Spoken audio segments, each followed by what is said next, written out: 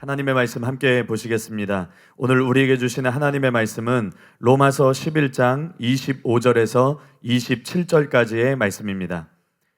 로마서 11장 25절에서 27절까지의 말씀을 다 같이 한 목소리로 읽겠습니다.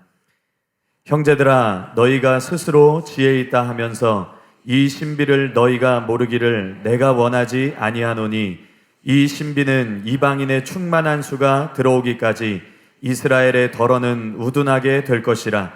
그리하여 온 이스라엘이 구원을 받으리라.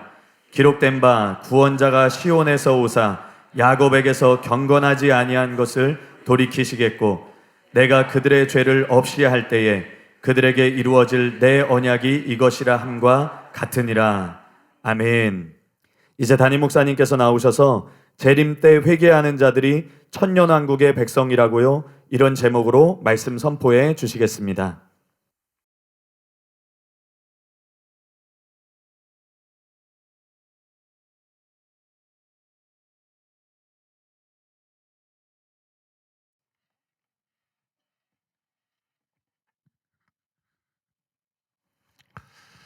천년왕국의 백성이 누군가, 그거를 지금 다루고 있는데, 통과설이 옳다 그러면 준비된 사람들은 전부 휴거가 되고, 또 나머지 불신자들은 재림 때 다 멸망받을 것으로 대부분의 사람들이 잘못 알고 있기 때문에, 만약에 통과설이 진리라 그러면 천년왕국 때 왕노릇할 사람들은 휴거한 사람들이 왕노릇 한다고 볼 수 있는데, 천년왕국의 백성은 과연 누가 될 것이냐, 이런 의문이 생기죠. 그래서 그런 의문에 대해서 답하기 위해서 지난 시간부터 통과설이 진리인데 천년왕국의 백성은 누구인가, 거기에 대해서 살펴보고 있습니다. 지난 시간에 첫째로 아마겟돈 전쟁 때 불신자들은 모두 멸망하는가, 그거를 살펴봤어요.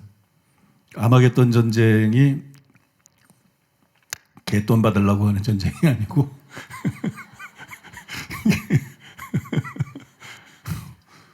잘 웃기는 사람은 자기가 안 웃어야 되는데 이 아마겟돈 전쟁이 예수님 재림 때 일어나는 전쟁이거든요. 적그리 시도하고 거짓 선지자하고 그 군대가 재림하시는 예수님을 대적하기 위해서 일어나는 전쟁인데, 아마 우주인의 침공이라고 그런 스토리로 속일 거예요. 그래서 이제 재림하는 예수님을 대적하기 위해서 일어나는 인류 최후의 전쟁, 마지막 전쟁인데, 우리가 이때 모든 불신자들은 다 멸망받는다, 대부분 그렇게 착각을 하고 있거든요. 근데 지난 시간에 우리가 성경 말씀을 통해서 그때 전부 다 멸망받는 건 아니다. 적그리스도의 군대에 가담한 사람들은 전부 멸망을 받겠지만 그 외의 사람들 중에서는 생존해서 천년왕국에 들어가는 사람들이 있다. 그걸 말씀을 드렸어요. 그 다음에 두 번째로는 적그리스도의 군대에 가담하지 않은 자들은 모두 천년왕국 백성이 되는가, 거기에 대해서 말씀을 드렸는데 아니라 그랬죠. 그 중에서 예수님 재림 때 회개하는 사람들, 회개하고 바뀌는 사람들이 천년왕국의 백성이 된다. 그 다음에 그 근거로서 이게 굉장히 생소한, 처음 듣는 얘기일 수도 있기 때문에 모르겠어요. 아는 분들도 또 곳곳에 계셨겠지만 저 자신이 몰랐으니까, 수십 년 동안 목회를 하면서 저 자신이 몰랐고, 내가 여지껏 태어나서 들은 설교나 강의 중에서는 이런 얘기를 하는 걸 들어본 적이 없었기 때문에 이제 대부분의 목사들이 몰랐을 것이다, 그렇게 저는 생각하고, 또 대부분의 신자들이 몰랐을 것이고, 이게 굉장히 생소한 얘기일 것이다, 그렇게 생각을 하는데요. 그러면 왜 이렇게 이런 생소한 얘기인데 이것이 옳다고 생각하느냐, 그 세 가지 근거가 있는데, 첫 번째가 마태복음 23장 39절입니다. 내가 너에게 이르노니 이제부터 너희는 찬송하리로다. 주의 이름으로 오시는 이여 할 때까지 나를 보지 못하리라 하시니라. 첫 번째는 이거고요. 그 다음에 다음으로는 계시록 1장 7절입니다. 볼지어다 그가 구름을 타고 오시리라. 각 사람의 눈이 그를 보겠고 그를 찌른 자들도 볼 것이요 땅에 있는 모든 족속이 그로 말미암아 애곡하리니 그러하리라. 아멘. 이 두 구절에 대해서 지난주에 설명해 드렸어요. 그죠? 이 두 구절까지 설명해 드렸는데, 이 계시록 1장 7절하고 정확하게 똑같은 내용이 있어요. 똑같은 구절인데 마태복음에 보면 계시록 1장 7절하고 완전히 일치하는 정확하게 같은 것을 말하는 그런 구절이 있습니다. 마태복음 24장 30절이에요. 거기에 보면 그때 인자의 징조가 하늘에서 보이겠고 그때 땅의 모든 족속들이 통곡하며 그들이 인자가 구름을 타고 능력과 큰 영광으로 오는 것을 보리라. 계시록 1장 7절하고 똑같은 내용이죠. 그죠? 똑같은 걸 말하는 내용인데 이 구절에 통곡이라는 말이 나와요. 여기도. 근데 이 통곡을 회개로 그렇게 해석하는 학자들이 많습니다. 예를 들어서 비일은 계시록 1장 7절이 다니엘서 7장 13절하고 스가랴 12장 10절 요걸 반반씩 인용한 것이다. 실제로 그래요. 계시록 1장 7절은 요걸 반반씩 인용한 것인데 그거를 지적하면서 이렇게 말을 했어요. 마태복음 24장 30절에 다니엘서 7장과 스가랴 12장이 사용된 것은 거기도 그게 반반씩 인용된 거예요. 그래서 그 구절이 나온 건데 요한이 여기서 동일한 조합으로 본문을 사용하는데 영향을 주었을 것이다. 마태복음 24장 31절에 비춰볼 때 회개를 언급한다. 이 회개를 뜻한다. 또 NIV 적용 주석에 보니까 그 마태복음 주석에 보니까 마이클 윌킨스가 이 구절의 통곡에 대해서 이렇게 썼어요. 이것은 회개를 낳은 일종의 통곡이거나 임박한 심판을 인식한 것에서 기인한다. 그냥 두려워하고 후회하고 뭐 기회를 놓친 탄식 거기에 해당된다는 거예요. 둘 중에 하나다. 바울이 장래에 이스라엘이 회개하고 돌아설 것을 말하고 있는 것에 비추어 볼 때 회개가 더 적합하다. 이 NIV 주석은 그렇게 권위 있는 주석은 아닌데 이 마이클 윌킨스 이 글이 굉장히 정확하게 봤어요. 이 괄호 안에 뭐라고 되어 있냐면 로마서 9장에서 11장, 마태복음 23장 39절 이렇게 되어 있어요. 마태복음 23장 39절이 지난주에 우리가 근거로 살펴본 구절이죠. 그 다음에 로마서는 오늘 우리가 살펴볼 그 근거가 되는 구절이에요. 이 두 구절에 비추어 볼 때 마태복음 24장 30절에 나오는 말씀, 이 마태복음 24장 30절에 나오는 말씀은 바로 단순히 통한의 눈물이 아니라 회개를 뜻한다. 회개의 눈물이다. 이때 사람들이 회개함으로 구원받는다는 뜻이다. 요거를 이제 좀 보충적으로 좀 더 설명해 드렸고요. 이제 오늘은 세 번째로 로마서 11장 25절에서 27절까지 우리가 살펴볼 텐데, 참 감사한 말씀이에요. 중요하기 때문에 우리가 함께 읽겠습니다. 형제들아, 너희가 스스로 지혜 있다 하면서 이 신비를 너희가 모르기를 내가 원하지 아니하노니 이 신비는 이방인의 충만한 수가 들어오기까지 이스라엘의 덜어는 우둔하게 된 것이라. 그리하여 온 이스라엘이 구원을 받으리라. 기록된 바 구원자가 시온에서 오사 야곱에게서 경건하지 않은 것을 돌이키시겠고 내가 그들의 죄를 없이 할 때 그들에게 이루어질 내 언약이 이것이라 함과 같으니라. 이렇게 나와 있어요. 마태복음 23장 39절이 마치 뭐와 같으냐? 별과 같아요. 그럼 별과 같은 말씀. 계시록 1장 7절은 뭐와 같으냐? 그거는 달과 같아요. 달과 같은 말씀이고. 그 다음에 지금 우리가 살펴보고자 하는 로마서 11장 25절에 27절은 뭐와 같으냐? 그거는 해와 같은 말씀이에요. 해와 같은 말씀. 먼저 여러분, 지난 시간에 마태복음 23장 39절, 이 별과 같다고 제가 말한 그 말씀의 의미를 살펴봤어요. 이게 왜 별과 같느냐? 빛이 나기는 나는데 반짝반짝거려요. 빛이 나기는 나는데 힘이. 이게 도대체 무슨 의미인지 잘 몰라요. 아주 소수의 학자들만 그거를 구원받는 거로 해석을 했다 그랬어요. 그러니까 여러분들이 이제 뭐 소수의 학자들도 그렇게 해석을 한다 그러고 또 여러분들이 지금까지 이제 설교를 들어와서 제가 뭐 성경 해석하면서 허튼 소리 하지 않으니까 새로 듣는 얘기지만 생소한 얘기지만 믿음을 가지고 듣기는 듣죠. 그래도 정말 그럴까? 그런 의문이 있어요. 정말 그럴까? 재림 때 회개해서 이스라엘을 구원받는다는 것이 굉장히 새로운 얘기이기 때문에 이게 별과 같은 말씀이에요. 별과 같은 빛, 계시를 던져주고 있는 말씀이에요. 그러다가 이제 그 다음에 계시록 1장 7절을 지난 시간에 설명해 드렸어요. 계시록 1장 7절에서는 어때요? 별빛같이 반짝반짝 빛나던 게 이제 훤하게 빛나요. 진리를 모르가 이제 훤하게 이렇게 보여져. 뭔가 좀 뭐 보이기 시작해. 별빛 밑에서는 잘 안 보입니다. 근데 달빛 밑에서는 제가 산행하다가 늦게 내려올 때도 있기 때문에 그래서 달빛 밑에서는 그래도 훤하게 보이죠. 여러분, 스가랴 12장 10절을 인용한 것이라는 것 때문에, 그죠? 그게 굉장히 이제 믿음이 막 올라가죠. 비로소 정말 그럴 수도 있겠다. 처음 듣는 얘기지만 정말 성경이 그걸 말하는 걸 수도 있겠다. 이런 생각이 막 들기 시작해요. 그래도 여전히 의구심이 남아있죠. 달빛 밑에서 보는 거기 때문에 여전히 의구심이 남아있어요. 100% 확신할 수는 없어요. 그래서 이게 이 두 구절만 가지고 보면 사장될 수 있는 진리예요. 이게 분명히 성경이 말하는 진리인데 깨닫지 못하고 사장될 수 있는 진리다. 사실상 여러분 뭐 대부분에게 지금 사장되고 있지 않나요? 대부분의 목회자들이나 신자들에게 이 진리가 사장이 돼버려가지고 전무가 아니고 사장이 돼버려가지고 이 진리가 이렇게 사장이 돼버려가지고 그래서 모르잖아요. 그죠? 목사님들도 대부분 모르고 또 신자들도 대부분 모르잖아요. 이게 사장될 수가 있는 그런 진리였어요.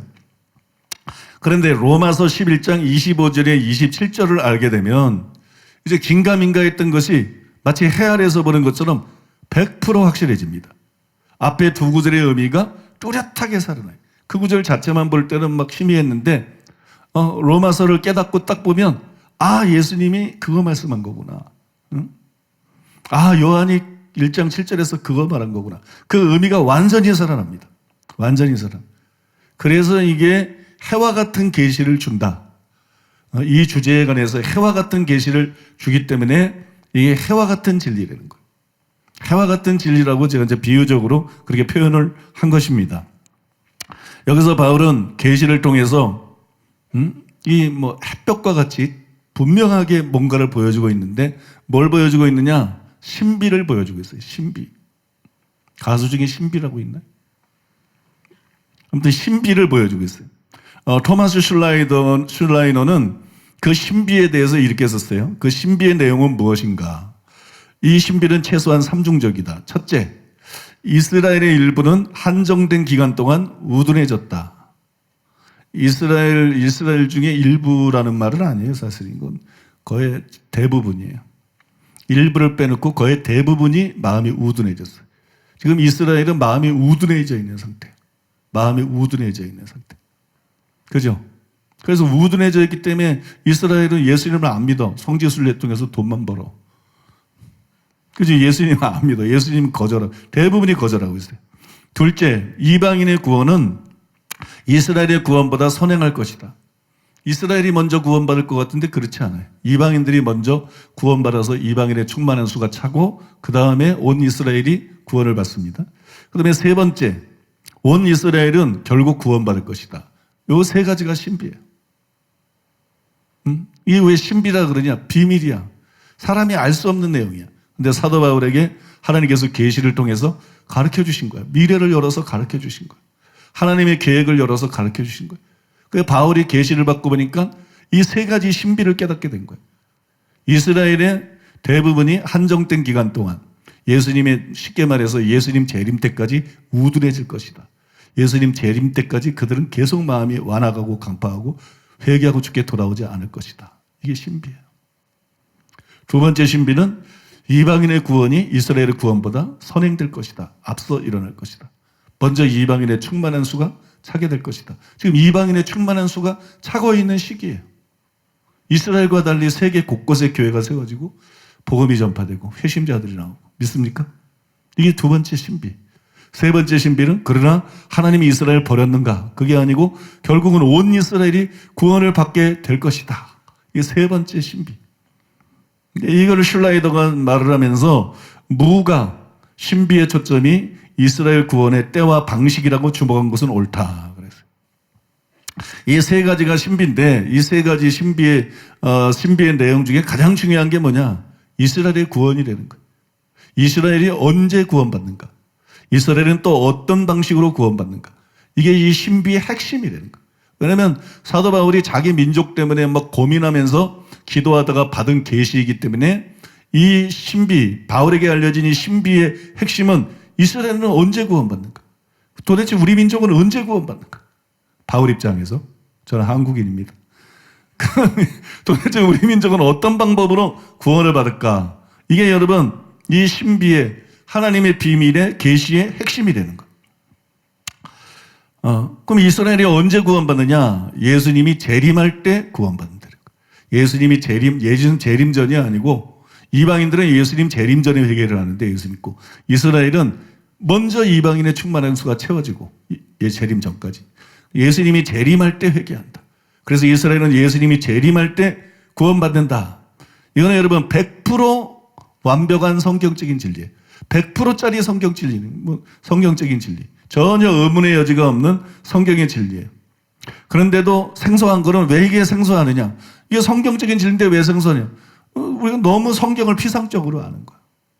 이거 다 성경이 나오는 말씀인데, 이제 오늘 설명하겠지만, 오늘 설명을 쫙 들으면 여러분들이 얼마나 성경을 피상적으로 알았는지, 왜 지난 시간에 전한 말씀이 그렇게 충격적이었지?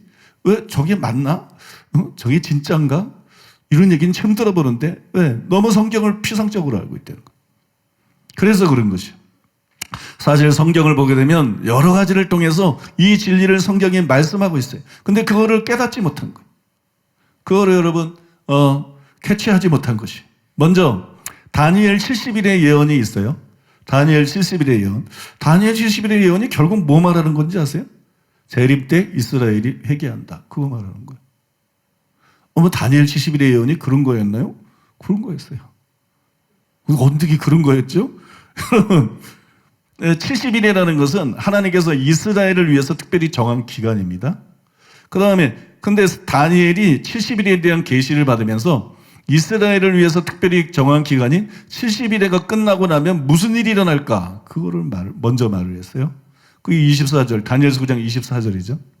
내 백성과 내 거룩한 성을 위하여 이른 이래를 기한으로 정하였나니 허물이 그치며 죄가 끝나며 죄악이 용서되며 영원한 의가 드러나며 환상과 예언이 응하며 또 지극히 거룩한 이가 기름 부음을 받으리라. 보세요 여러분, 70일의 기간이 끝나면 무슨 일이 나요? 허물이 그친다.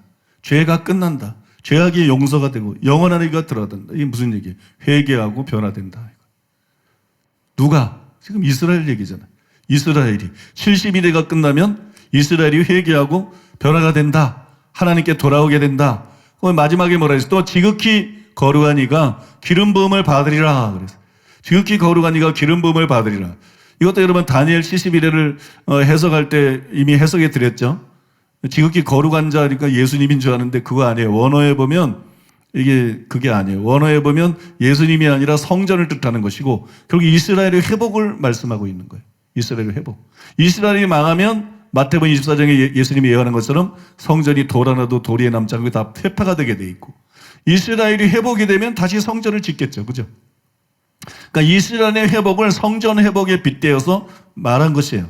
그래서 이스라엘의 회복을 예언하는 거예요. 근데 이스라엘이 언제 회복되는가? 영적으로. 이스라엘이 언제 회개하고 하나님 앞에 돌아오고 구원을 받게 되는가? 그게 여러분 다니엘 70일의 후라는 거예요. 70일의 기간이 지나고 나면 다니엘 70일의 그럼 후가 언젠가? 다니엘 70일의 마지막 일에, 마지막 한 일의 절반의 후반. 다니엘 70일의 마지막 한 일의 절반. 한때, 두때, 반때죠. 그죠? 한 일에는 7이니까, 7회니까 한때, 두때, 반때, 3년 반. 이 후반, 이게 뭐예요? 그게 대환란이잖아요. 계시록에 나오는 42달, 1260일. 그죠? 한때, 두때, 반때. 그게 여러분 대환란이란 말이에요. 그러니까 다니엘 70일회가 언제 끝나느냐? 대환란이 끝날 때 끝나는 거예요. 대환란이 끝날 때 계시록 보니까 누가 오세요? 예수님이 재림하시는 거로. 예수님이 재림하고 아마겟돈 전쟁이 일어나는 거 믿습니까? 예수님이 재림하신다고. 그러니까 다니엘 70일에서 예언한 이스라엘의 회복이 언제 일어난다는 거야? 이스라엘이 죄를 용서받고, 그죠? 영원한 의가 들어 이 사람들이 구원받는 이런 일들이 언제 일어난다는 거야? 예수님 재림할 때 일어난다는 거야. 그러니까 다니엘 71회가 이미 이스라엘은 언제 얘기하는가? 예수님 재림 전이 아니라 예수님이 재림할 때 회개한다 말하고 있다는 거예요. 근데 우리가 다니엘 71회를 알면서도 그런 점에 주목을 못한 거예요. 해석을 하면서도 거기에 그걸 캐치하지를 못한 거예요. 성경은 처음부터 그걸 말하고 있었던 것이. 믿습니까? 다음으로 스가랴 선지자는 온 이스라엘에 대대적인 회개가 있을 것을 예언했습니다. 스가랴 12장 10절 내가 다윗의 집과 예루살렘 주민에게 은총과 간구하는 심령을 부어주리니 그들이 그 찌른 바 그를 바라보고 그를 위하여 애통하기를 독자를 위하여 애통하듯 하며 그를 위하여 통곡하기를 장자를 위하여 통곡하듯 하리로다. 이게 이제 뒷구절들은 생략했는데 14절까지 쭉 읽어보면 이스라엘의 대대적인 온 이스라엘의 대대적인 회개가 있을 거를 예언한 건데 초림 때 이런 일이 이루어졌느냐? 이스라엘의 대대적인 회개가 있었냐? 없었죠. 예수님 초림 때 이런 일이 없었어요. 로마 군병은 그를 찌른 자들이 볼 것이요 통곡할 거라 그랬는데 로마 군병은 예수님을 찔렀지만 나중에 하나님의 아들이다. 그죠? 회개했을 수도 있어요. 고백한 걸 볼 때. 근데 이스라엘은 안 그래요. 온 이스라엘은 이때 회개 안 했어요. 그러니까 이 말씀이 언제 이루어질 것이냐? 이건 자명한 것이죠. 예수님의 재림 때 이루어지는 거예요. 이거는 예수님 재림 때 이루어지는 거예요. 그래서 이 구절에 대해서 비일이라는 학자는 이렇게 썼어요. 이 인용문은 스가랴서에서 하나님이 이스라엘 주변 적대국들을 멸하시고 이스라엘 백성이 그들의 찌른 자를 저버린 죄를 회개하고 구원받게 될 마지막 때를 다룬다. 스가랴 12장 10절에 이스라엘 민족의 대대적인 회개를 예언한 것이 마지막 때 일어날 일을 말한 것이다. 즉 예수님 재림 때 일어날 일을 말한 것이다. 그렇게 여러 번 쓰고 있는 거예요. 생각해 보세요. 이스라엘이 초림 때 말고 또 언제 예수님을 보게 됩니까? 그 찌른 자를 보고 통곡할 것이다. 결국 예수님을 보고 통곡하는 거예요. 믿습니까? 예수님을 보고 얘기하는 건데 초림 때 예수님을 봤어요? 근데 초림 때 말고 또 언제 이들이 예수님을 보게 될까요? 우리가 지난 시간에 다뤘잖아요. 마태복음 23장 39절에서 예수님 뭐라 그랬어요? 내가 너에게 이르노니 이제부터 너희는 찬송하리로다 주의 이름으로 오시는 이여 할 때까지 다시는 나를 보지 못하리라. 예수님 재림 때 이제 보게 될 것이다. 그죠? 예수님 재림 때 보게 될 것이다. 또 계시록 1장 7절에도 볼지어다 그가 구름을 타고 오시리라. 각 사람의 눈이 그를 보겠고 그를 찌른 자들도 볼 것이요 땅에 있는 모든 족속이 그로 말미암아 애고가리니 그러하리라. 예수님 재림 때 예수님을 다시 보게 됩니다. 예수님을 다시 보게 될 때가 예수님 재림 때예요. 그 찌른 자를 보고 통곡하고 회개하는 건데 그 이스라엘이 회개할 때가 언제예요? 예수님 재림 때라는 얘기죠. 이해가 되십니까 여러분? 다니엘뿐만 아니라 스가랴 선지자도 이스라엘은 회개하는데 이방인들처럼 재림 전에 회개하는 게 아니고 예수님 재림 때 그들이 대대적으로 회개하게 될 것이다. 그렇게 여러분 예언을 한 것이에요. 그러니까 온 이스라엘이 통곡하면서 회개하게 되는 때는 예수님의 재림 때인 것입니다. 믿습니까? 안 믿기가 좀 힘들죠. 점점 안 믿기가 좀 지난주 들을 때는 막 그죠? 상당히 생소하고 긴가민가 했는데 이제 벌써 참 안 믿기가 너무 힘들어지고 있죠. 안 믿기가 너무 힘들어요.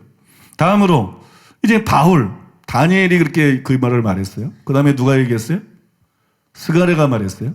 그 다음에 바울도 마찬가지예요. 바울에 의하면 아까 읽었잖아요. 이방인의 충만한 수가 찬 후에 온 이스라엘이 회개를 하는 거예요. 온 이스라엘이 구원을 받습니다. 근데 이방인의 충만한 수가 언제 차느냐? 7년 대환란 전에 차는 거 아니에요. 많은 사람들이 착각하는데 그거는 환란전 슈거슬에 속아서 그렇게 보는 거예요.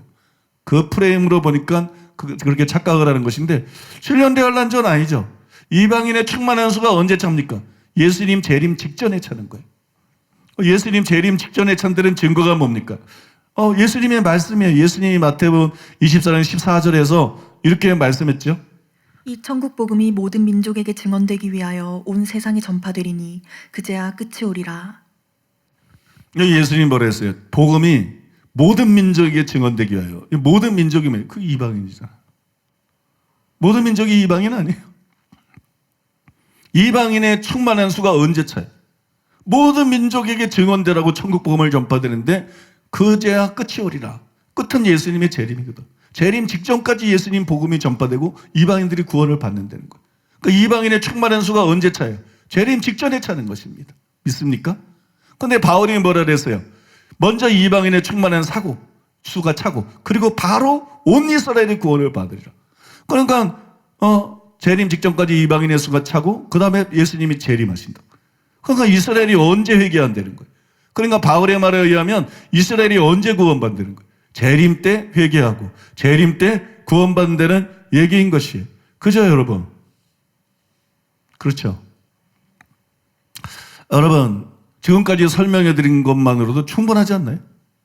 지난 시간에 그래서 요번까지 들어야 된다 그렇게 말씀드렸잖아요. 그 지난번에 여러분들은 별빛을 본 거예요. 별빛. 지난 시간에 달빛을 본 거예요. 달빛까지 본 거예요. 별길 보고 이제 과연 그럴까 그러다 달빛 보고 그럴 수도 있을 것 같아. 근데 오늘은 여러분들이 햇볕을 보고 있는 거예요. 햇볕. 진리의 햇볕을 보고 있는 거예요. 아, 진짜구나.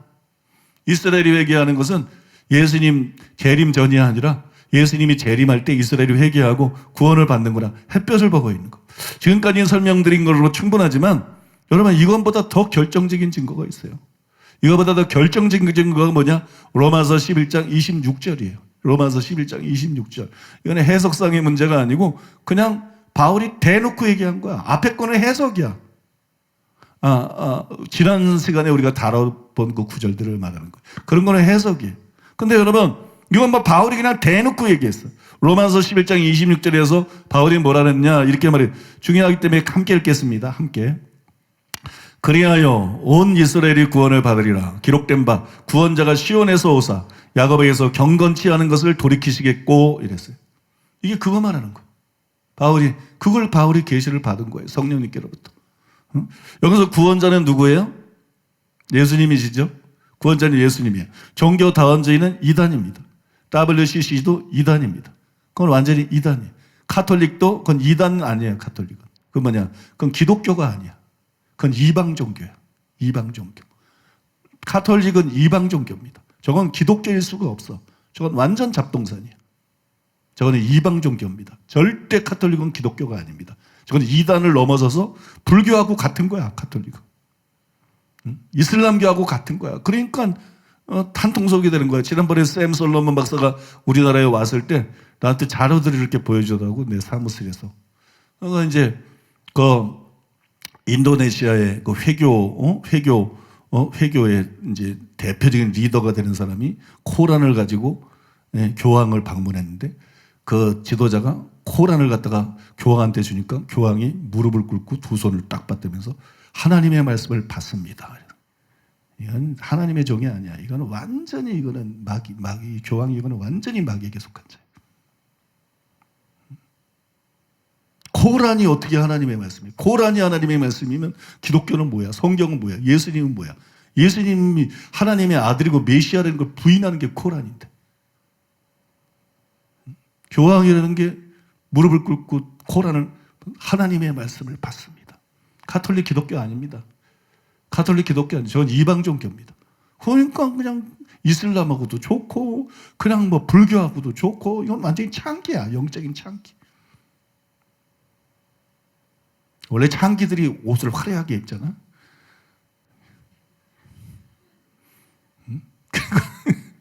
영적인 창기야. 막 열받치네.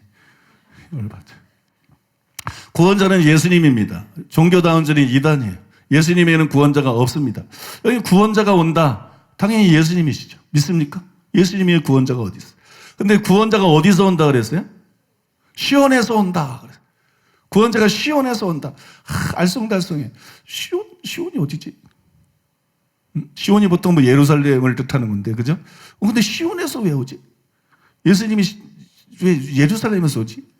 시온에서 온다. 이게 무슨 뜻일까? 또 언제 예수님이 그러면 시온에서 오실까? 막 이런 의문이 막 생겨. 이 구절을 읽으면서, 그죠? 이 구절을 읽으면서 그런 의문들이 생겨. 그래서 이 시온의 의미를 파악해야 돼. 그거에 따라서 이 구절의 의미가 달라질 수 있어요. 그럼 시온이 뭐냐? 성경 두 구절을 읽어드릴 테니까 시온이 뭔지 한번 스스로 생각해 보세요. 히브리서 12장 22절로 24절. 그러나 너희가 이른 곳은 시온산과 살아계신 하나님의 도성인 하늘의 예루살렘과 천만 천사와 하늘에 기록된 장자들의 모임과 교회와 만민의 심판자이신 하나님과 및 온전하게 된 의인의 영들과 새 언약의 중보자이신 예수와 및 아벨의 피보다 더 나은 것을 말하는 뿌린 피니라. 요한계시록 14장 1절 3절. 또 내가 보니 보라 어린 양이 시온산에 섰고 그와 함께 14만 4천이 서 있는데 그들의 이마에는 어린 양의 이름과 그 아버지의 이름을 쓴 것이 있더라. 그들이 보좌 앞과 내 생물과 장로들 앞에서 새 노래를 부르니 땅에서 속량함을 받은 14만 4천 밖에는 능히 이 노래를 배울 자가 없더라. 히브리서 12장에 시온산이 나오는데 그게 어디예요? 하늘에 있는 살아계신 하나님의 도성인 하늘의 예루살렘과 천만 천사와 온전케 된 의인의 영들, 이거하고 관련된 시온이에요. 거기가 어디겠어요? 천국밖에 없죠. 천국밖에 그런 곳은 없어요. 그죠? 그 다음에 계시록 14장에 시온산에 예수님이 서 있어요. 예수님이 서 있고 14만 4천이 시온산에 함께 서 있어요. 근데 이 14만 4천이 누구냐? 7장이 아니고 지금 14장, 동일한 인물들인데 14장에서는 순교해서 죽은 사람들이에요. 순교해서 죽은 14만 4천인데 시온산에 서 있어 예수님과 함께. 그러니까 순교해서 죽으면 하늘에 땅에 있는 어떤 시온산에 올라가가지고 다 모입니까? 구천을 떠돌다가? 구천을 떠돌 그거 아니잖아요. 그러니까 여기가 어디예요? 명백하죠. 천국이죠. 여러분 똑같은 표현인 것이에요. 똑같은 표현. 구원자가 시온에서 오사. 이건 여러분 구원자가 천국에서 오신다는 거예요. 믿습니까? 예수님이 천국에서 오신다. 예수님이 천국에서 오셔요. 그게 뭐예요? 재림이죠. 그래서 이스라엘을 돌이키시겠고 온 이스라엘이 구원을 받으리라. 언제 이스라엘이 구원받는 거예요? 예수님 재림 때 회개하고 예수님 재림 때. 바울이 그 얘기를 그냥 해석도 필요 없을 정도로 정확하게 지금 그냥 직선적으로 그 말을 하고 있는 거예요. 여러분 생각해 보세요. 예수님이 초림하셨을 때 이스라엘은 예수님을 영접하지 않았어요. 요한복음 1장 11절. 자기 땅에 오매 자기 백성이 영접지 아니하였으나 이스라엘 영접하지 않았어요. 그러나 예수님이 시온에서 오실 때는 온 이스라엘이 회개하고 구원을 받습니다. 예수님을 영접합니다. 그러니까 이 일은 초림 때 이루어지는 일이 아니고 일은 재림 때 이루어지는 거예요. 그러면 재림 때 예수님이 어디서 오세요? 어디서 오시겠어요? 당연히 천국에서 오시죠. 믿습니까? 내가 너희로 의 처소를 예비하러 가라니 예비하면 와서 천국에서 오는 거잖아요. 천국으로 갔다가 천국에서 오는 거죠. 그러니까 여기 시온이 뭐예요? 당연히 천국이라는 것이. 믿습니까? 이거 당연히 여러분 시온은 천국이에요. 그러면 이 말씀의 의미가 뭔지 굉장히 뚜렷해지지 않나요? 그래서 마른학자들이 시온을 실제로 천국이라고 해석합니다.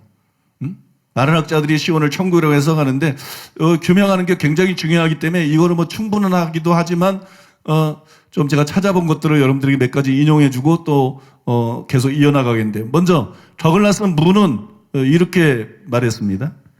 바울이 로마서 9, 10, 11장에서 전개한 논의의 다른 주요 부분들의 결론에서 그랬듯이 그는 자기의 교훈을 구약으로부터의 한 복합적 인용으로 보강한다.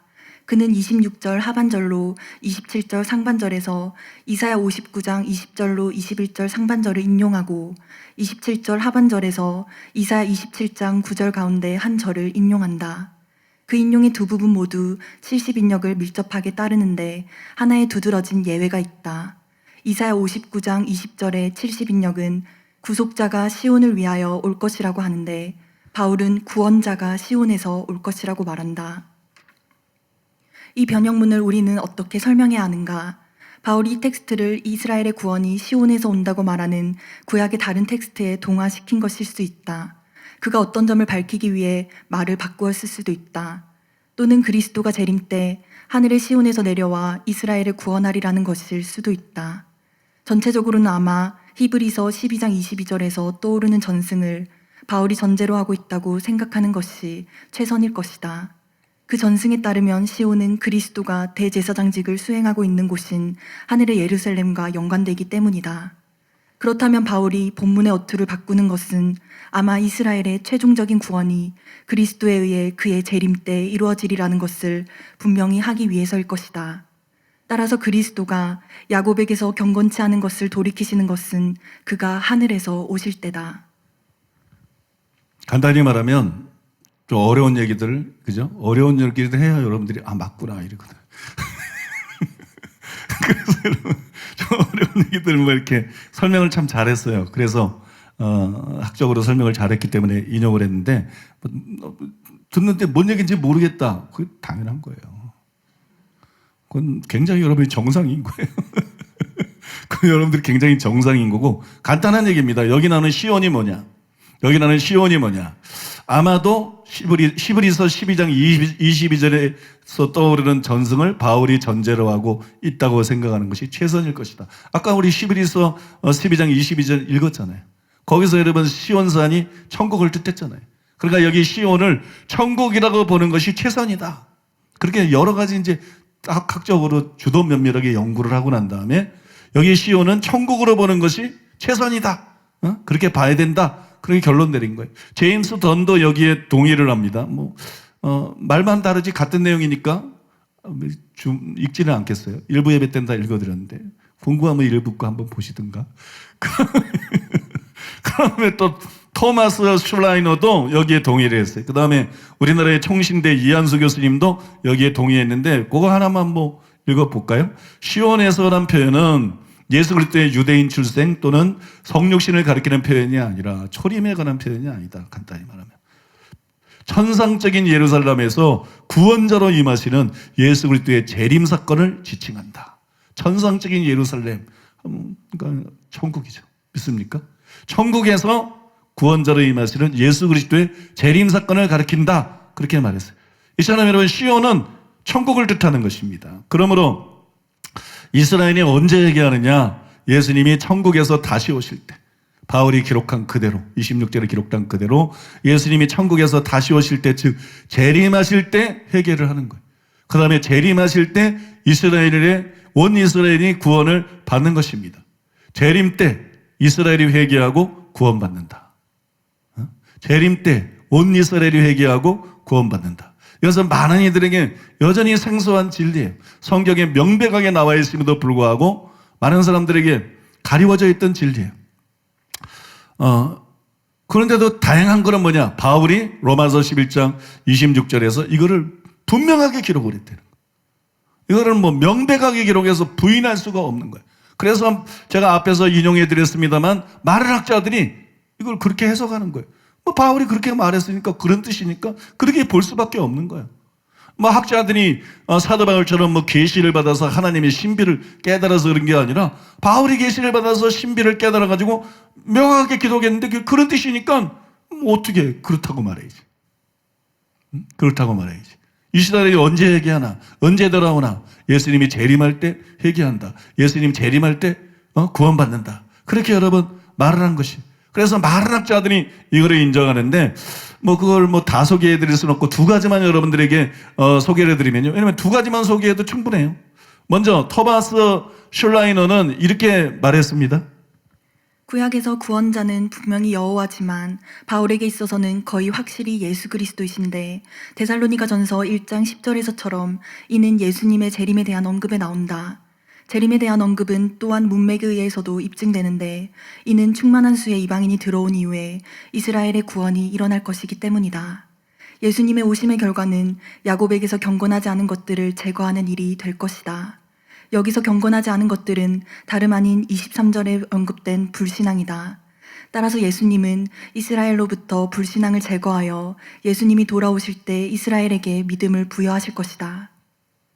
그죠? 우리가 말한 그 내용을 그대로 말하고 있죠. 그 다음에 이제 총신대 이한수 교수님의 글도 하나 더 소개를 하겠는데 대부분의 학자들은 26절 하에 구원자가 재림 때 오실 그리스도를 지칭한다고 보는 점에서 의견 일치를 보고 있다.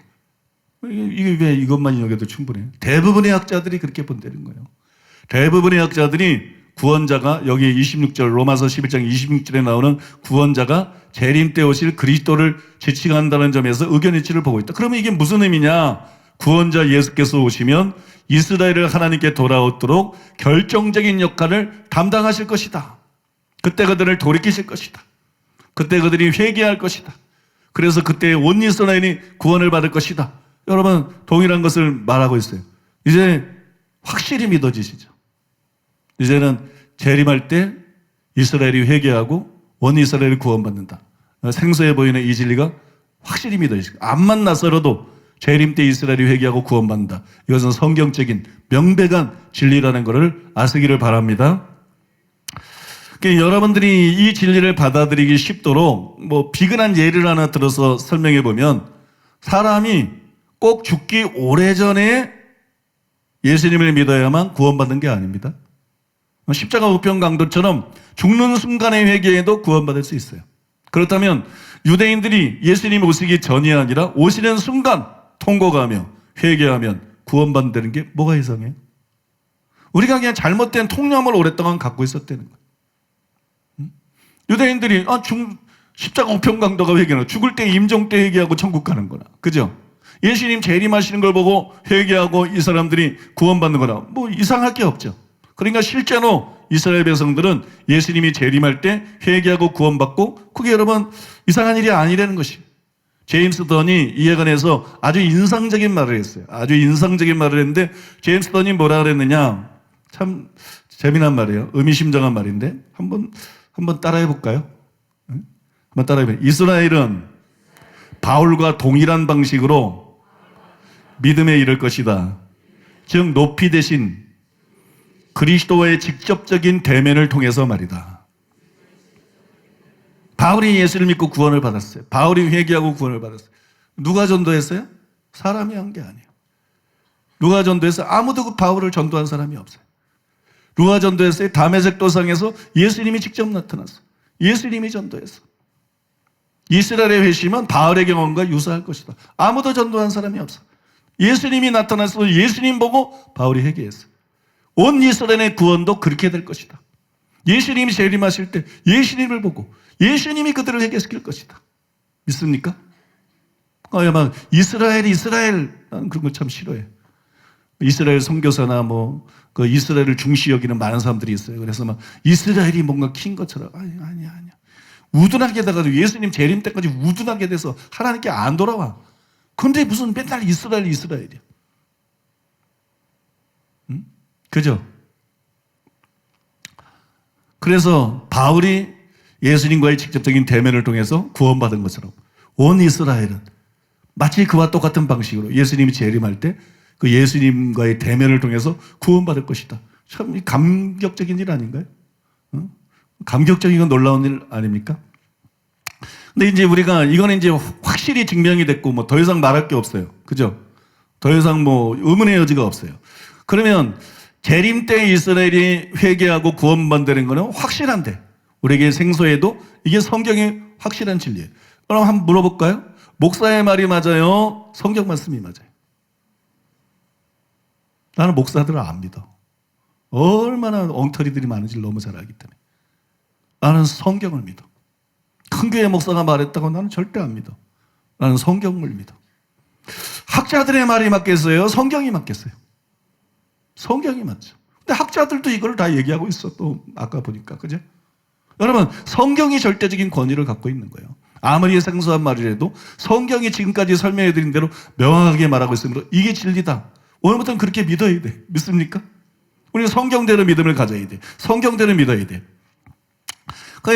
예수님이 재림할 때 이스라엘이 회개하고 구원을 받는데 이제 더 나아가서 생각해 볼 문제는 이때 이스라엘만 구원받느냐 그것이.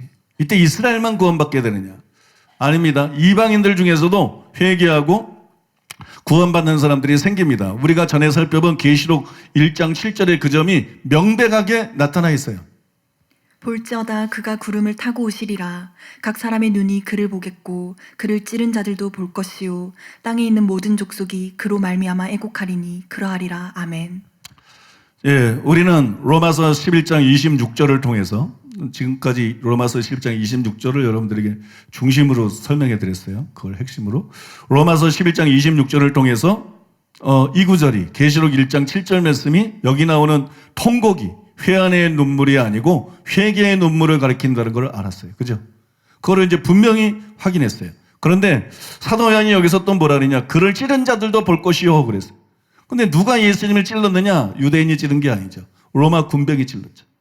근데 그를 찌른 자들도 볼 것이고 통곡할 거라 그랬으니까 이방인들도 이때 회개한다는 거예요. 바울이 말하는 유대인들만 회개하는 게 아니라 이방인들 중에도 예수님 재림하는 걸 보고 그때 회개하고 구원받는 사람이 이방인들 중에서도 나온다. 이게 여러분들한테 생소하든 말든 아무 상관없어. 이게 성경이야. 믿습니까? 이게 바울이 계시받은 거고 이게 성경이 계시하고 있는 내용이야. 이게 진리야. 우리는 무조건 성경을 쫓아가야 돼. 아무튼 여러분 이방인들도 구원받는다는 거예요. 이방인들도. 또 사도 요한이 뭐라 그랬느냐. 바울이 말한 유대인만 얘기하는 것이 아니라 모든 족속이 애곡할 것이요. 더 말해 뭐예요?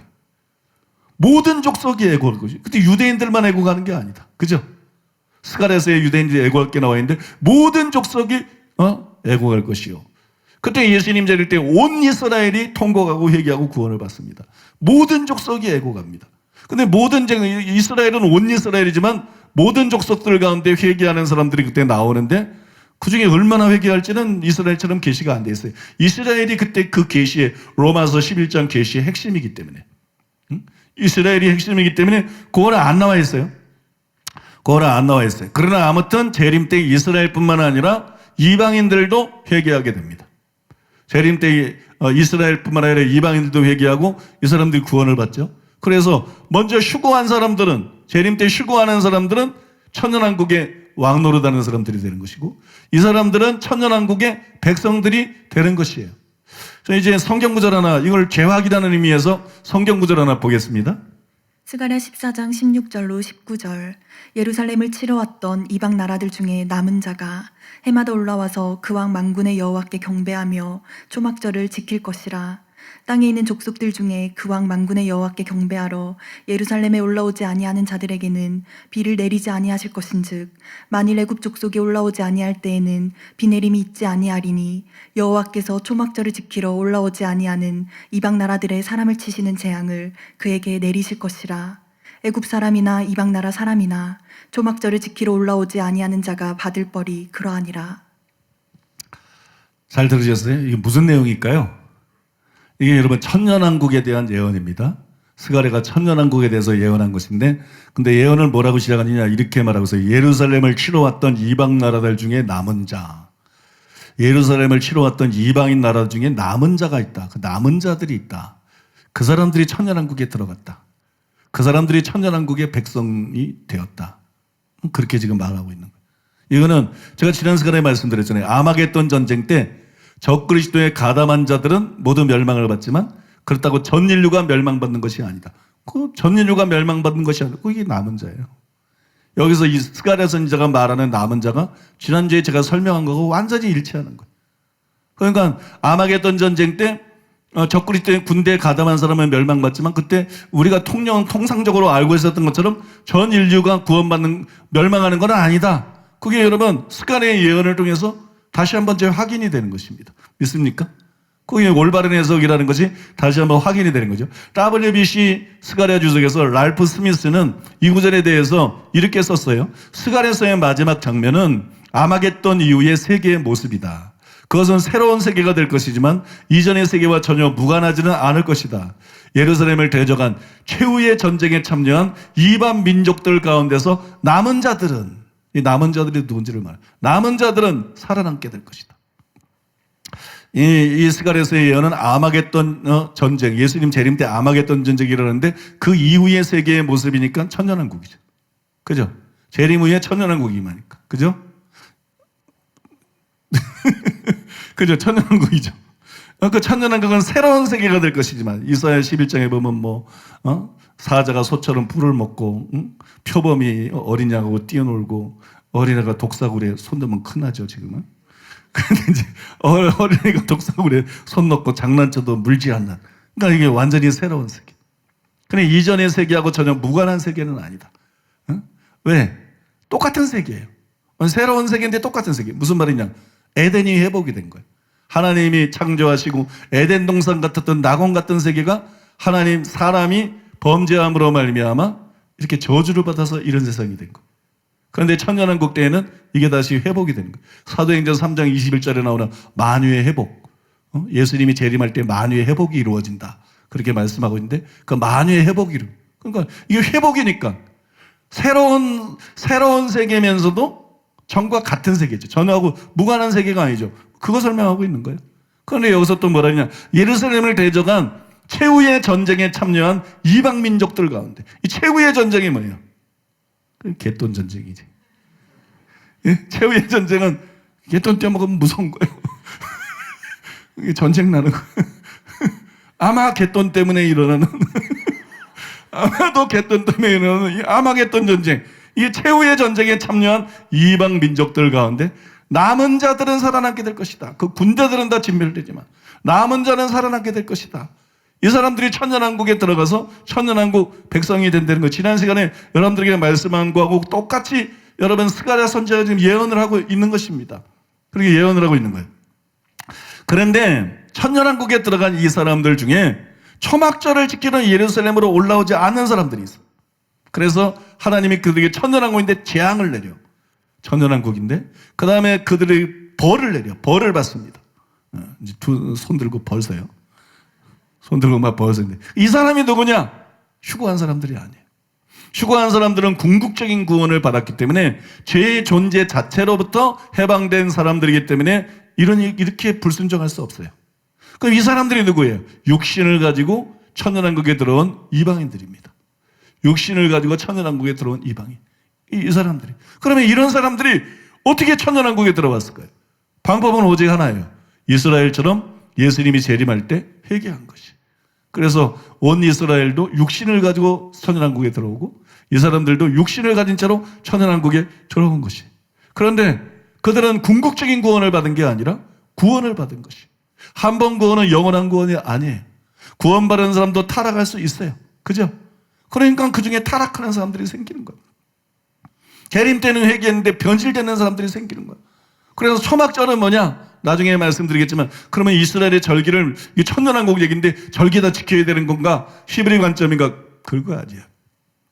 왜 지키려고 그러면 6월절을 지키다 그러지 초막절을 얘기하는 초막절은 추수감사절이에요. 추수감사절. 믿습니까? 초막절 자체가 추수감사절입니다.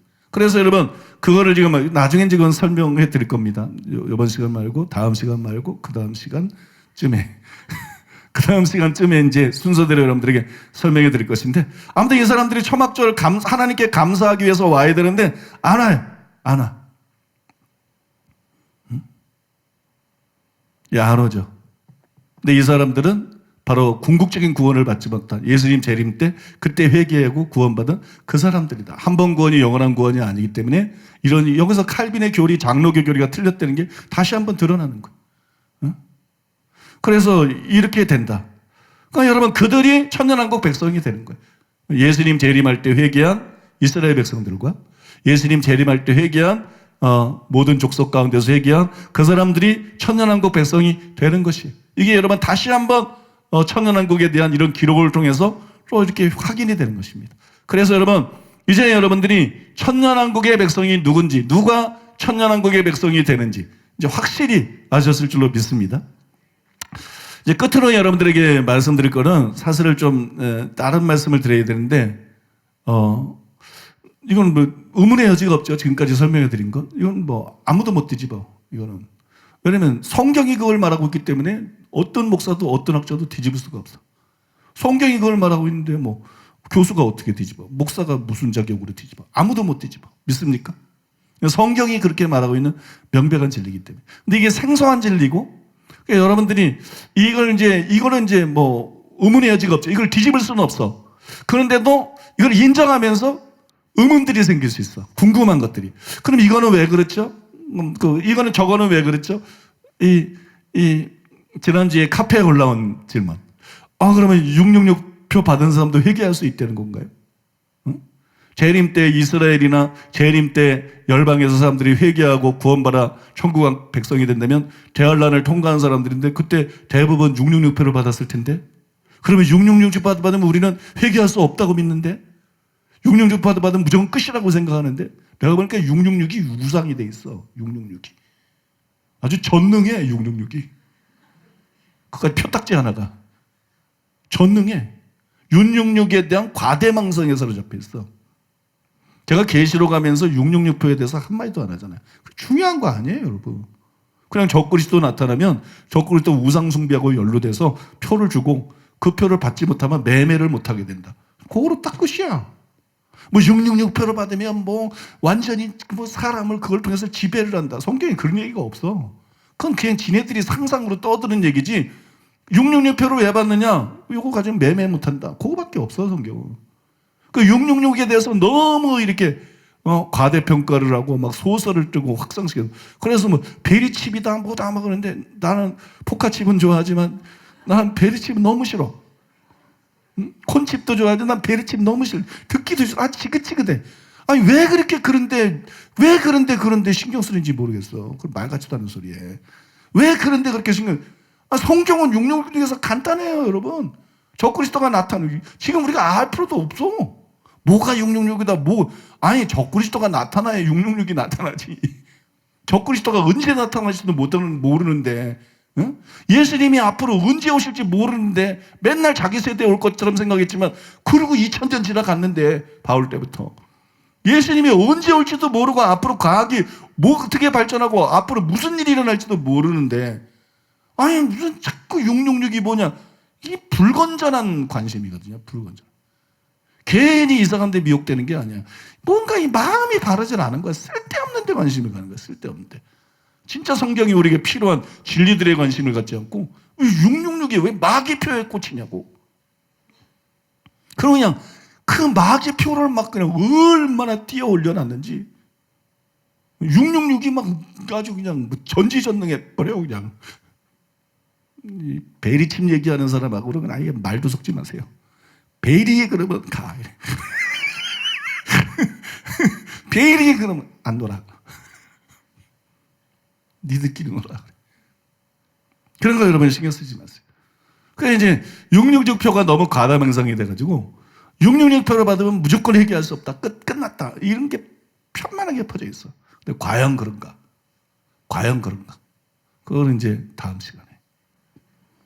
시간에 이제 제가 성경을 통해서 자세하게 저는 그냥 무조건 그렇다 안 그렇다 이렇게 말 안 하잖아요. 하나님의 대로 분명한 성경적인 근거들을 가지고 다 추적해서 결론을 내잖아요. 다음 시간에 여러분들하고 좀 이렇게 재미있게 또 그것도 달아보고 그 외에도 이제 지금 오늘 말씀 전한 이런 진리에 관계된 그런 궁금한 게 여기 그 중에 하나라고 그런 궁금한 것들을 좀 질문들을 뽑아내가지고 거기에 대해서 여러분들에게 설명해드려요. 그래서 완벽하고 깔끔하게 이 진리에 대해서 마무리를 지어보려고 그러는데 그 중에 하나를 오늘 설명해야 어울리는데 그 중에 하나, 뭔지는 여러분에게 말씀을 안 드렸지만 그 중에 하나를 여러분 설명하고 딱 설교를 끝마쳐야 좋은데 다음 시간에 그런 시간이 있기 때문에 그래서 지금은 이제 좀 다른 걸 하나 이제 말씀드리고 말씀을 마치려고 합니다. 그래서 말씀을 마치려고 하는데요. 재림 때 온 이스라엘이 회개합니다. 그 다음에 이방인들 중에서도 많은 사람들이 회개합니다. 그래서 그들이 천년왕국 백성이 됩니다. 그게 지난 시간, 이번 시간에 계속 가르치는 메시지죠. 천년왕국 백성이 됩니다. 그런데 구체적으로 무엇이 이들로 하여금 회개하게 만들까요? 구체적으로 뭐가 이들을 회개하게 만들까요? 물론 하나님의 은혜입니다. 원고에는 없는데 제가 오전 시간에 하나님의 은혜를 말하다 보니까 사람이 두 종류 사람이 있어요. 나 잘났다 그러면서 자기 잘난 거를 얘기하면서 마음에 기쁨을 느끼는 사람이 있고 이거는 잘못된 사람이에요. 영적으로. 하나님의 은혜다 입으로만 하면 마음에 기쁨이 없어. 그런데 중심으로부터 이 모든 것이 하나님의 은혜인 걸 깨닫고 하나님의 은혜다 그러면서 자기를 낮추고 하나님을 높임으로써 마음에 하나님 주신 평화와 기쁨을 누리는 사람이 있고 이 사람이 영적으로 바른 사람이에요. 그래서 영분별은 마지막에 뭘 보고 하느냐? 겸손한가 교만한가 그거 보고 하는 거. 영분별은 느부갓네살처럼 내가 이렇게 말하는가? 아니면 사도 바울처럼 하나님의 은혜다. 모든 것이 하나님의 은혜라. 하나님의 은혜라고 말하는가? 그걸 통해서 여러분 진짜 하나님의 사람하고 잘못된 사람하고 그걸 구분할 수 있는 거예요. 이 영분별의 중요한 원칙입니다. 믿습니까? 그러니까 여러분들이 그거를 아주 어떤 목사를 보든지 주의 깊게 봐야 돼. 저 사람이 뭘 얘기를 하나? 내가 그러나 결국 하나님의 은혜다. 나는 아무것도 아니다. 하나님의 은혜다. 하나님께 영광 돌리나? 그거 봐야 돼. 여러분 믿습니까? 믿으십니까? 세상 종교하고 기독교하고 다른 게 그거예요. 세상 종교는 믿으면 믿을수록 교만해져. 고승들이 점잖 떨지만 속은 얼마나 교만한지 몰라. 고승들이. 교만으로 꽉 차 있어. 교만으로. 그래서 이제 종교도 점잖은 종교하고 그냥 노골적인 종교가 있어. 그러니까 뭐 불교, 유교 사람들도 얼마나 교만한지 몰라. 자기들은 뭐 양반이고 뭐 그죠? 다른 사람들은 아주 예의도 없는 상놈같이 생각. 뭐 지그들이 정한 룰을 가지고 스스로 교만해지고 스스로 다른 사람을 폄하. 그러니까 이런 종교들은 불교, 유교 모든 세상의 종교들이 속으로 교만해져. 속으로 교만해져. 그 다음에 이제 노골적인 게 있어. 그게 무당이야. 무당, 점쟁이 막 이런 거. 야들은 그냥 겉으로도 교만해져. 겉으로도. 그래서 여러분 무당 만나봤어요? 점쟁이 만나봤어요? 나는 만나봤어요. 드라마에서. 근데 이제 드라마에서 보면 무장이 그래. 나이도 어린 게 이제 나이 많은 아주머니나 뭐 이런 잡년이 막 그죠? 이년아 어쩌고 저쩌고. 이 귀신이 완전히 차가지고 교만해서 타락한 게 마귀잖아요. 교만해서 타락한 게 귀신이죠. 교만이 그러니까 이 귀신이 충만하니까 교만이 충만해서 눈에 뵈는 게 없어. 그게 무당이야. 그게 점쟁이고. 그런데 여러분 무당 같은 목사들이 얼마나 많은지, 이 점쟁이 같은 목사들이 얼마나 많은지, 이 고승 같은 목사들이 얼마나 많은지. 안 돼요, 여러분. 그거 안 돼. 그건 바른 게 아니에요. 하나님 앞에 심판받을 짓이야. 기독교하고 다른 거야. 세상 모든 종교는 행위 종교야. 그 사람들이 접신을 하기 위해서도 막 새벽부터 기도하고 뭐 냉수 마찰하고 기도하고 이게 다 자기 공로야. 기독교만 은혜의 종교야. 그래서 다른 모든 종교들은 자꾸 레벨이 올라갈수록 실제로는 교만해질 수밖에 없어. 겉으로는 무슨 말을 하든 속으로는 교만이 살아가. 근데 기독교만 진짜 하나님을 만나고 은혜를 받고 진짜 하나님을 경험하게 되면 기독교만 자꾸 교만이 죽어. 기독교만 자꾸 교만이 죽어. 기독교만 자꾸 겸손해져. 여러분 믿습니까? 믿습니까? 그러니까 여러분들이 이걸 가지고 자기를 분별할 수 있어야 돼. 제가 일부 예배 때도 그냥 재미나게 설명을 했습니다만 지난 토요일 같아. 토요일인가? 맞는 것 같아. 토요일. 그럼 어제네. 저는 지나가면 잘 몰라. 뒤에 있는 것은 잊어버리고 바울이 그랬기 때문에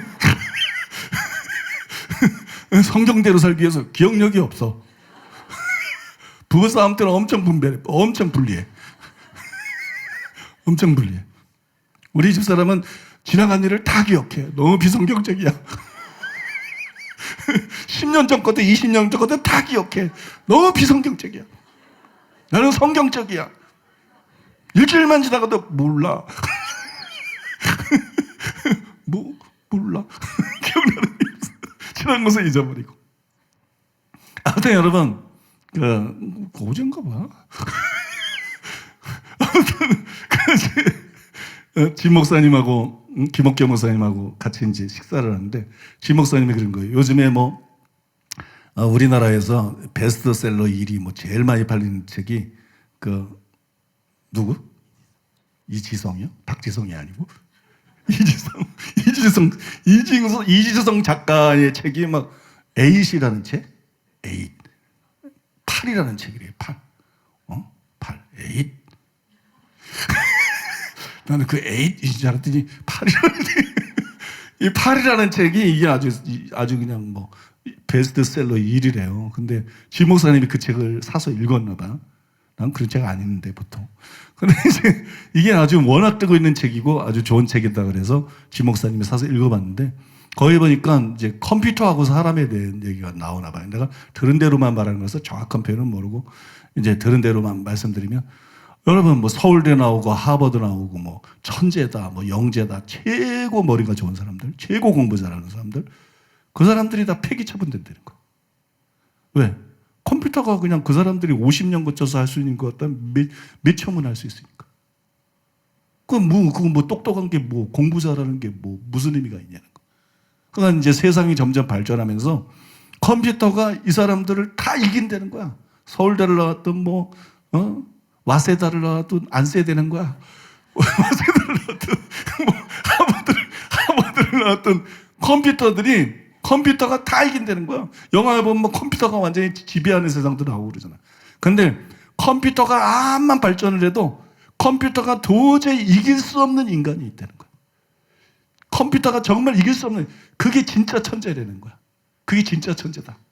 공부 잘하는 게 천재가 아니고 이 사람들이 IQ 높은 게 천재가 아니다. 이 사람들이 진짜 천재다.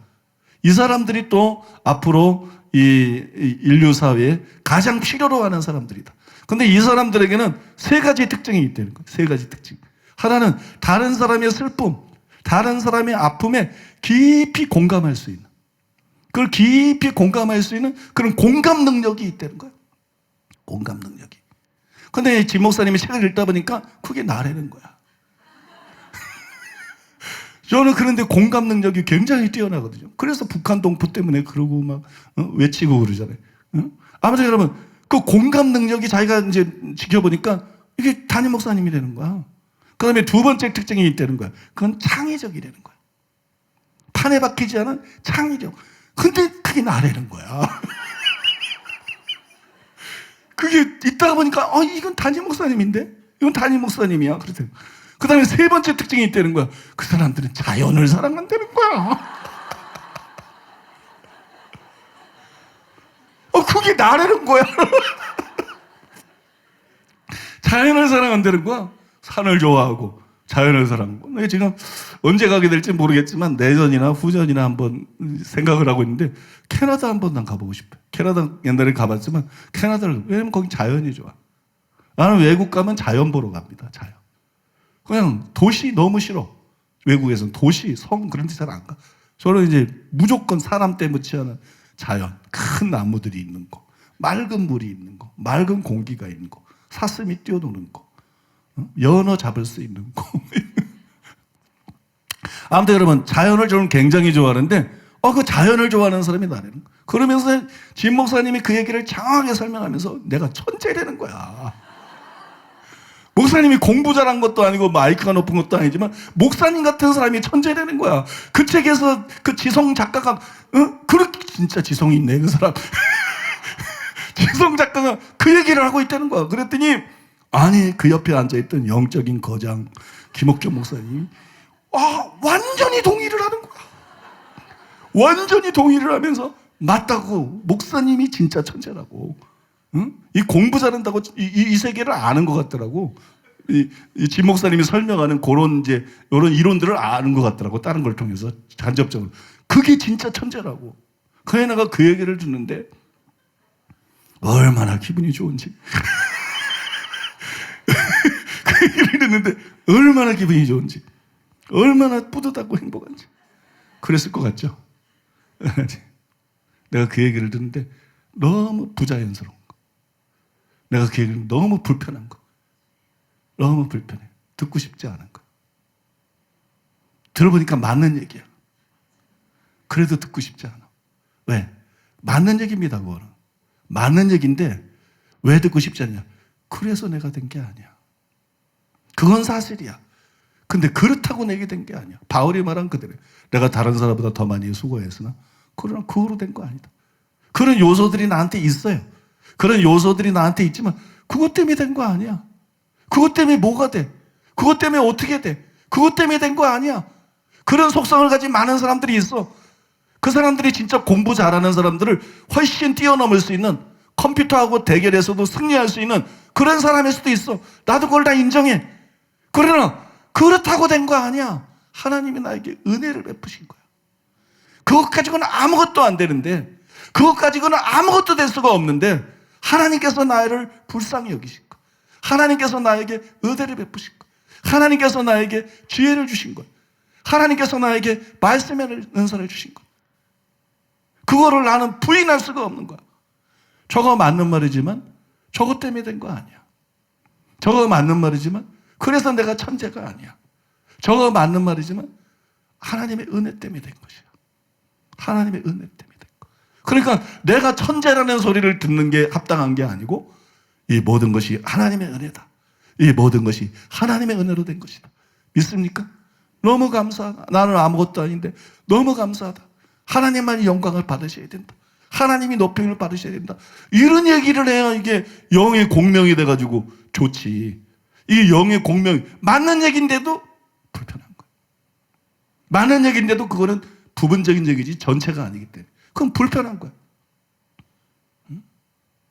편안하지 않은 거. 오래 듣고 싶지 않은 거. 100% 공명은 안 되는 거야. 그것 때문에 된 거 아니다. 그것 때문에 된 거 아닌데. 그것 때문에 된 거 아닌데. 하나님 때문에 된 건데. 그것 때문에 된 거 아닌데. 하나님 은혜로 된 건데. 하나님이 지혜를 주셔서 된 건데. 믿습니까? 여러분 같으면 어떻게 반응했겠는가? 여러분 말을 얘기하는 게 아니야. 여러분 마음을 얘기하는 거야. 여러분 마음이, 여러분 영이 같은 얘기를 들었을 때 어떻게 반응하겠는가? 어떻게 반응하겠는가? 저는 여러분 솔직한 저의 영의 반응을 여러분들에게 말씀드리는 거예요. 불편하다. 이거는 나에게 합당치 않다. 왜? 하나님의 은혜도 된 것이기 때문에. 하나님의 은혜이기 때문에. 하나님의 은혜를 도저히 부인할 수가 없다. 하나님의 은혜를 도저히 부인할 수가 없고 하나님의 은혜로 된 것을 대신 내가 영광을 도저히 취할 수는 없다. 그건 있을 수 없는 일이다. 이게 영분별입니다. 영분별. 지혜가 강력하게 나타난다. 근데 겸손이 없다. 그게 마귀예요. 그게 사탄입니다. 에스겔서를 읽어보세요. 마귀가 지혜가 완전했다 그래. 근데 교만해. 그러니까 하나님 보좌를 탄탈하고 자기를 높이려고 그래. 지혜가 굉장히 강력하게 나타나는데 겸손하지 않다. 그게 마귀야. 그게 마귀의 뒤를 밟을 사람들이야. 계시가 엄청난데 겸손이 없다. 그게 마귀야. 능력이 엄청난데 겸손이 없다. 그게 마귀예요. 축복을 엄청 많이 받았는데 인격이 엄청 훌륭한데 사랑이 엄청 많은데 겸손이 없다. 그게 마귀야. 그 모든 것이 하나님의 은혜인 것을 알고 믿습니까? 하나님 앞에 엎드리고 하나님 앞에 경배자가 되고 오로지 하나님께만 영광 돌린 자가 되는 거. 이게 하나님의 사람이야. 그게 성도든 그게 목사든 이게 하나님의 사람이야. 여러분 사도행전을 읽어보세요. 사도행전에서 바울이 나의 나된 것은 하나님의 은혜로 된 것이다. 멋진 말 한 번 한 게 아니야. 그 바울이 이제 막 사도행전에 보면 1차 전도여행, 2차 전도여행, 3차 전도여행, 전도여행 가는데 막 놀라운 말씀을 선포하고 놀라운 기적과 표적과 기사가 일어나고 교회들이 세워지고 수많은 사람이 하나님 앞에 돌아오고 그 다음에 교회 와가지고 보고를 해. 근데 바울이 꼭 사도행전에 보면 꼭 나오는 말이 있어. 하나님이 자기와 함께 하셔서 하신 일을 보고하며 이렇게 돼 있어. 바울의 선교 보고에는 반드시 그 말이 붙어. 하나님이 자기와 함께 계셔서 하신 일을 보고하며. 내가 한 일이 아니야. 내가 한 일이 아니야. 바울이 뭐 자기가 잘나서 한 일이 아니야. 하나님이 자기와 함께 하셔서 행한 일을 보고. 하나님이 하신 일이야. 하나님이 나를 써준 거야. 핍박자인데 버림받아 마땅한 자인데 하나님이 불쌍히 여기셔서 긍휼히 여기셔서 구원해 주시고 지혜를 주시고 계시를 주시고 사도직을 주시고 그래서 하나님께서 바울을 써주신 거예요. 하나님이 자기와 함께 하셔서 행한 일을 보고하며. 요즘은 자기 PR 시대고 사람들이 점점 교만해지는 시대. 말세에 자고하며 교만하며 이래 나오잖아요. 여러분 기억하시기 바랍니다. 어떤 목사나 어떤 교수나 어떤 강사를 볼 때 이 사람이 내가 이러면 가짜입니다. 그건 탈선한 사람입니다. 자기를 높이면서 거기서 희열을 느끼면 그건 가짜입니다. 오로지 입이 아니라 마음으로 영으로 하나님의 은혜인 것을 절감하고 그래서 온 영으로 하나님께 영광을 돌리는 사람들이 진짜라는 걸 알아야 돼. 그 다음에 남만 판단하려고 그러지 말고 여러분 자신에게 적용해 봐야 돼. 나는 어떤 사람인가? 내 마음은 어떤가? 내 영은 어떤가? 믿습니까? 그래서 여러분 교만을 회개하고 겸손한 사람 되시기를 바랍니다. 모든 영광을 하나님께만 돌리는 여러분 되시기를 바랍니다. 아무튼 예수님이 재림할 때 온 이스라엘이 회개합니다. 그 다음에 이방인들 중에서도 정도는 알 수 없지만 아무튼 많은 사람들이 회개를 해서 천년왕국 백성들이 되는데 구체적으로 뭐가 이들을 재림 때 회개하게 만드느냐? 하나님의 은혜예요. 스가랴가 예언했죠. 하나님이 그들에게 은총과 간구하는 심령을 부어주리니. 또 바울이 예언했죠. 예수님이 그들을 돌이키실 것이다. 예수님이 그들을 불경건해서 돌이킬 것이다. 하나님의 은혜예요. 하나님의 은혜로 된 것입니다. 이거를 염두에 두고 말씀을 드립니다. 근데 저는 토마스 슐라이너의 책에서 독특한 내용을 발견했어요. 이런 내용입니다. 바울은 하나님의 구원하시는 계획의 본질과 절정을 인식할 수 있도록 이스라엘의 안목을 여는 그리스도의 두 번째 오심의 계시적인 역량을 아마도 염두에 두었을 것이다. 그러니까 이스라엘의 안목을 열어주는 것이 그리스도의 두 번째 오심, 재림이다. 재림이 이스라엘의 안목을 열어줄 것이다. 이 재림에는 계시적인 영향력이 있다. 뭐 이런 얘기입니다.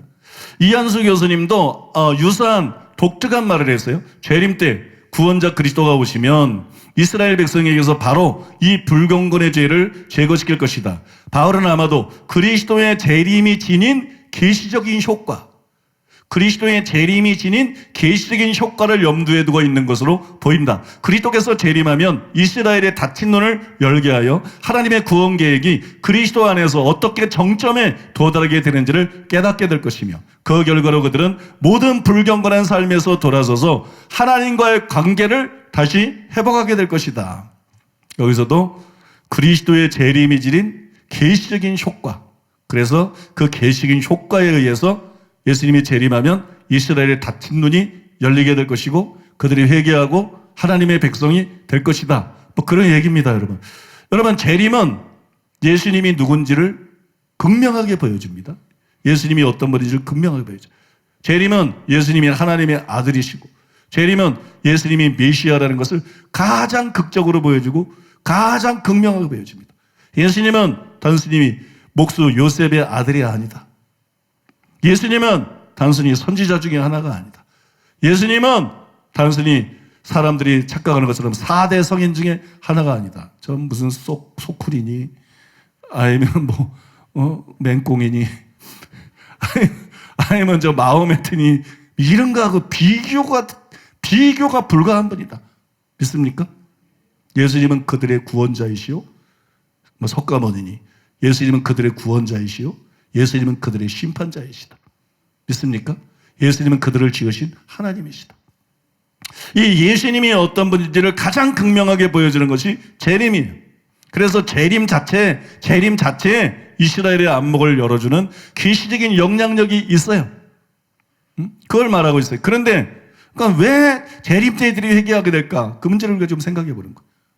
재림 자체에 이런 영향력이 있다. 그런데 저는 동시에 예수님이 말씀한 인자의 징조가 이스라엘과 또 이방인들이 회개하는데 일조할 것이라고 생각합니다. 마태복음 24장 30절에 보면 이렇게 기록되어 있습니다. 그때 인자의 징조가 하늘에서 보이겠고 그때 땅의 모든 족속들이 통곡하며 그들이 인자가 구름을 타고 능력과 큰 영광으로 오는 것을 보리라. 이렇게 말씀했어요. 인자의 징조가 하늘에서 보일 것이다.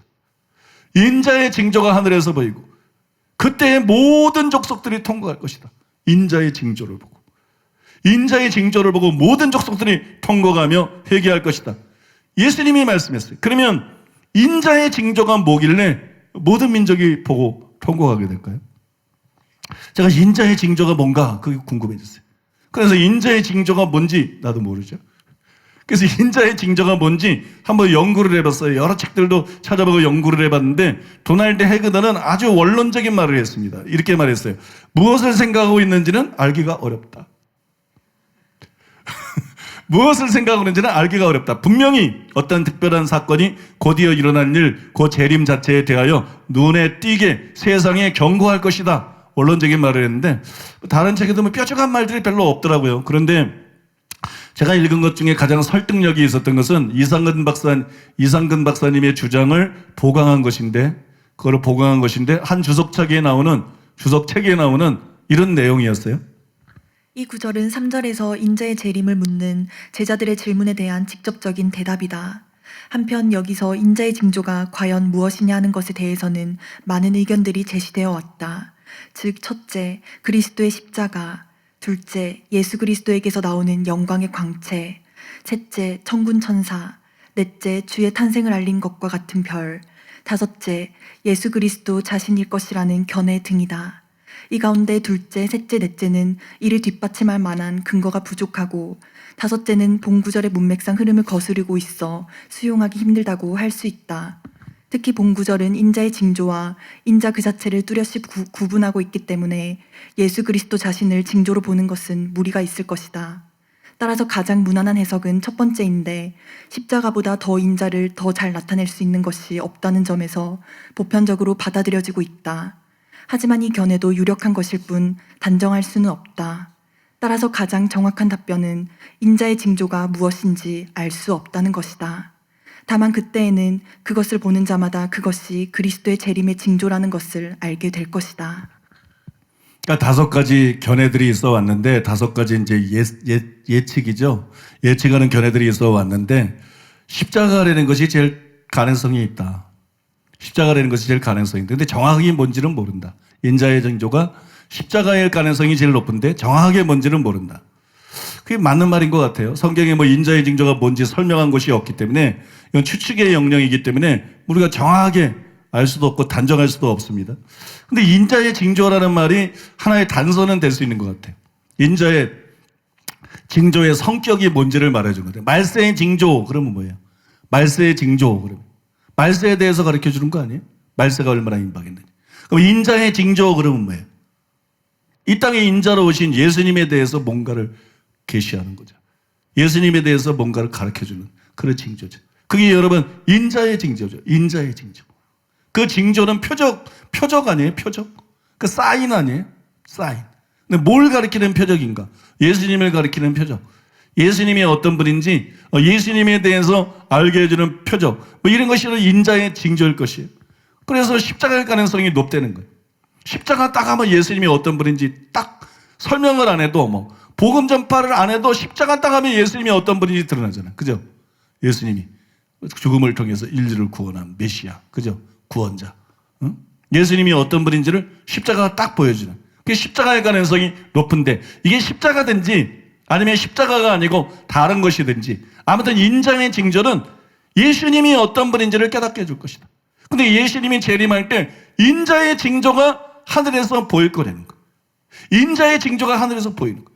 그래서 누가 말해주는 것도 아니지만 누가 이제 복음 제시하는 것도 아니지만 예수님이 어떤 분인지를 그 인자의 징조를 보는 즉시 사람들이 선명하게 깨닫게 되는 거예요.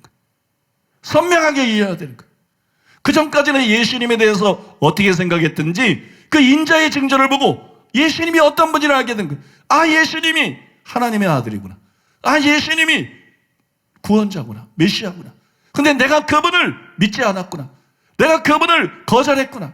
그리고 내가 그분을 모여가고 내가 그분을 핍박해왔구나. 믿습니까? 즉시 깨닫게 되는 거예요. 그리고 누가 오세요? 예수님이 구름을 타고 하늘에서 재림하시는 거예요. 그래서 인자의 징조를 통해서 깨닫게 된, 즉각적으로 깨닫게 된 이스라엘과 이방인들이 예수님이 재림하신 걸 보고 통곡하게 되는 거예요. 통곡하면서 회개하게 되는 거예요.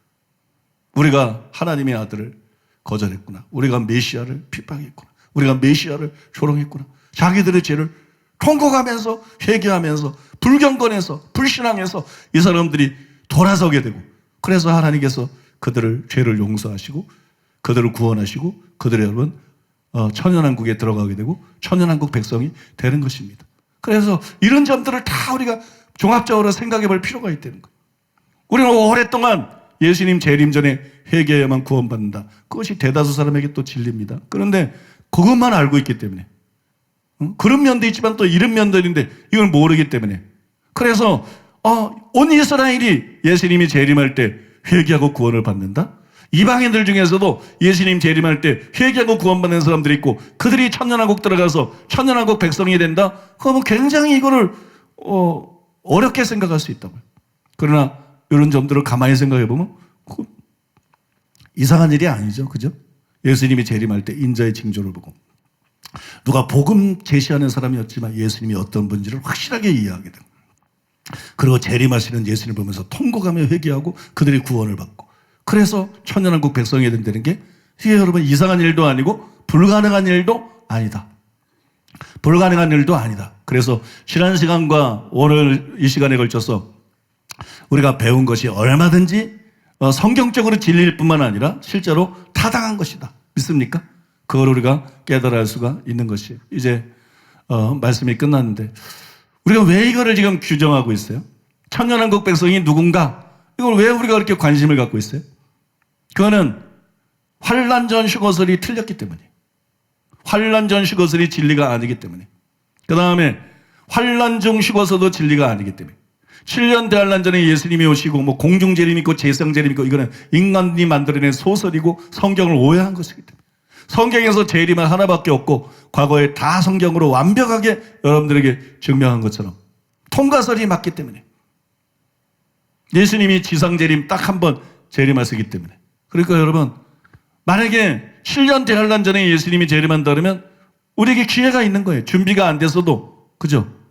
우리가 놓쳤구나. 그리고 7년 대환란 때 막 깨워서 열심히 기도하고 회개하고 그 다음에 뭐 목숨 걸고 신앙생활을 그러면 천국 갈 기회가 있는 거예요.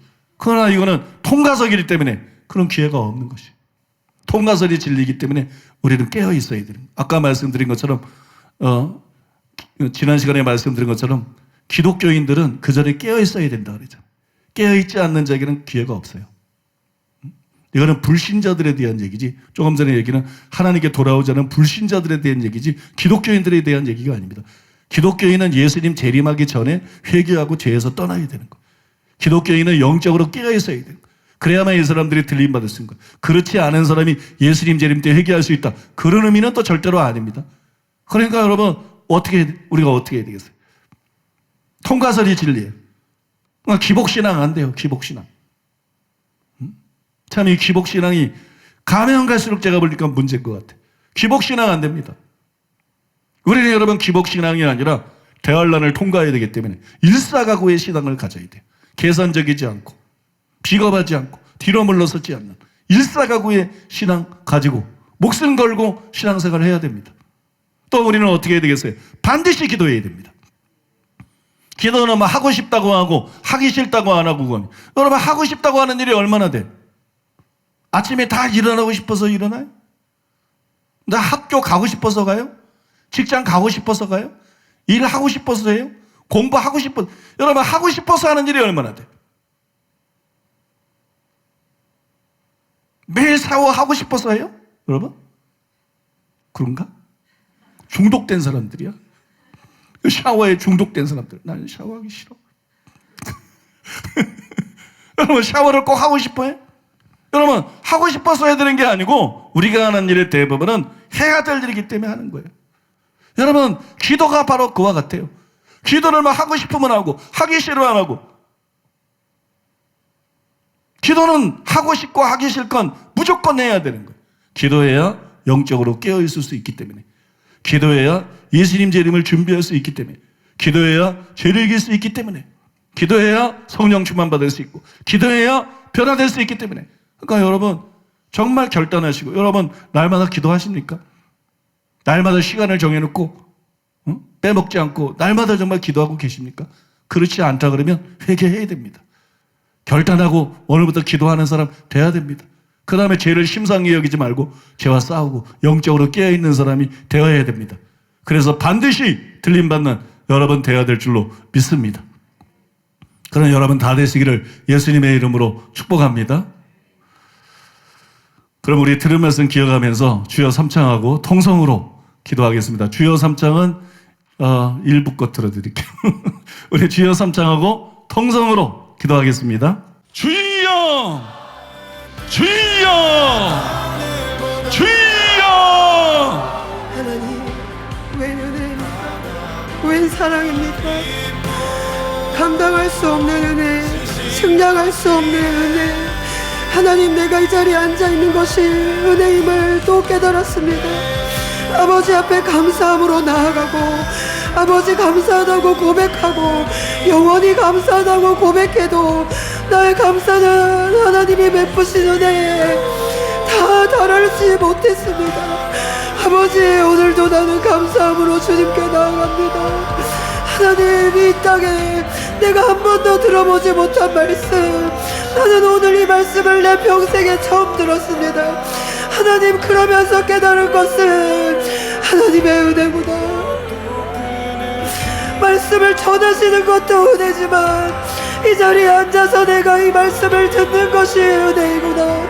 그렇다면 이 은혜를 헛되이 받지 말아야 할 텐데, 이 말씀을 내 신비에 새기고 이 말씀을 전하고 이 말씀 가운데 살아야 할 텐데, 하나님의 은혜를 또 구합니다. 아버지, 숨 쉬는 것도 은혜입니다. 하나님, 사랑을 나눌 수 있는 것도 은혜입니다. 이토록 좋은 교회 성도님들과 함께 하나님의 나라를 꿈꾸며 주 주님의 오실 날을 꿈꾸며 사는 것이 은혜입니다.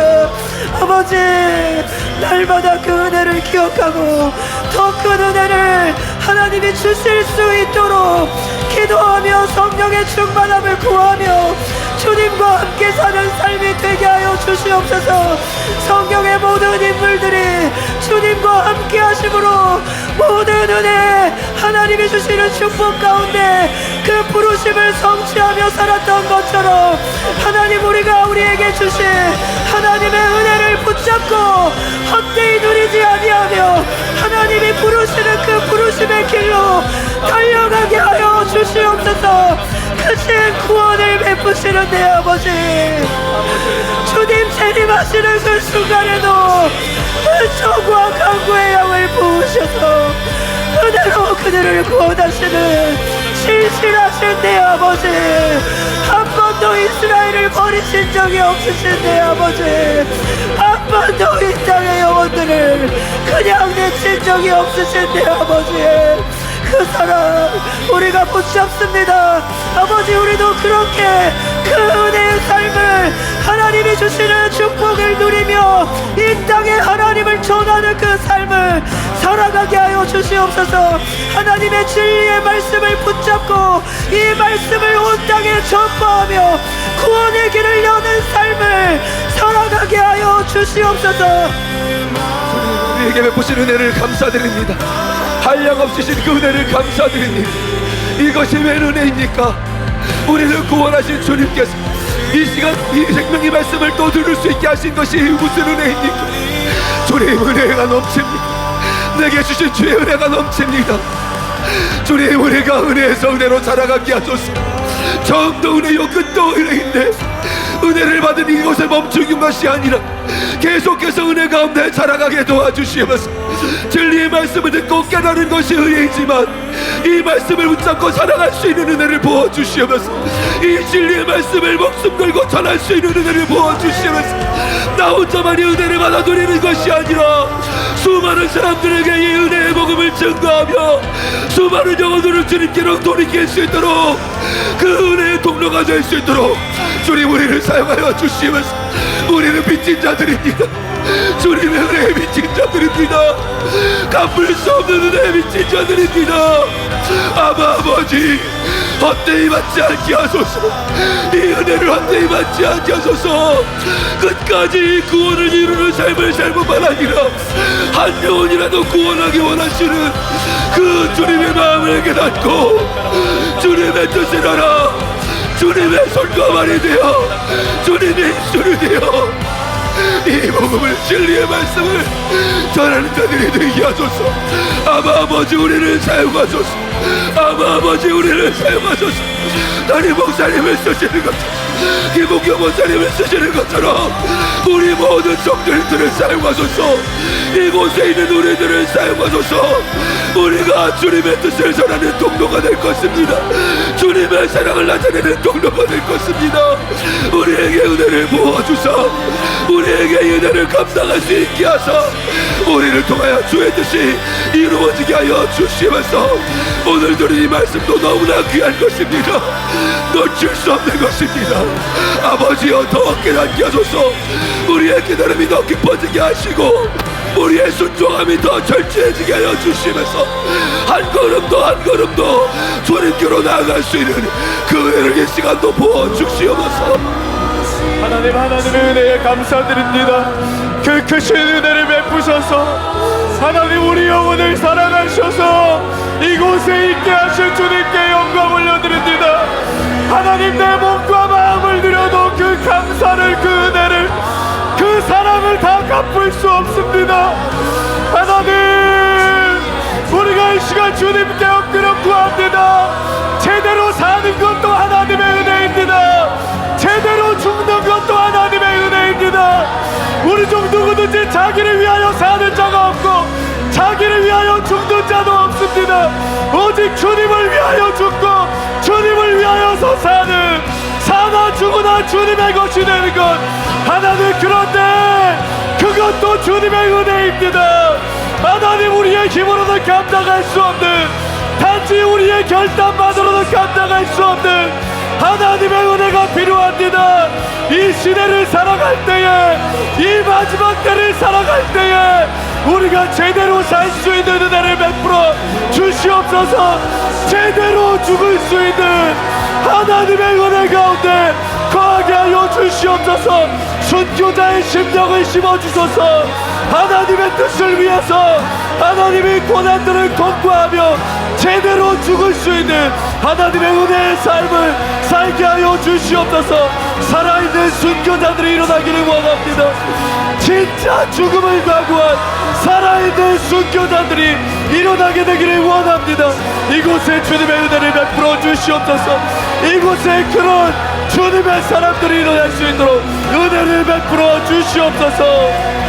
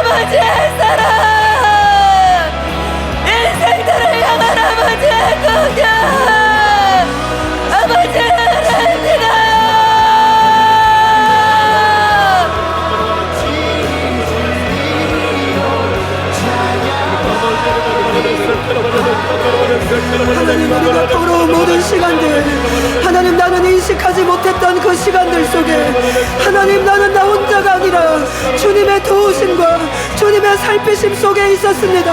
하나님, 우리가 어찌 우리 혼자 살아가겠습니까? 하나님 없이 어찌 살겠습니까? 하나님도 주고 어떻게 살겠습니까? 우리는 필사적으로 하나님 아버지를 붙잡고 나아갈 것입니다. 한순간도 주님 없이 사는 삶을 꿈도 꾸지 않을 것입니다.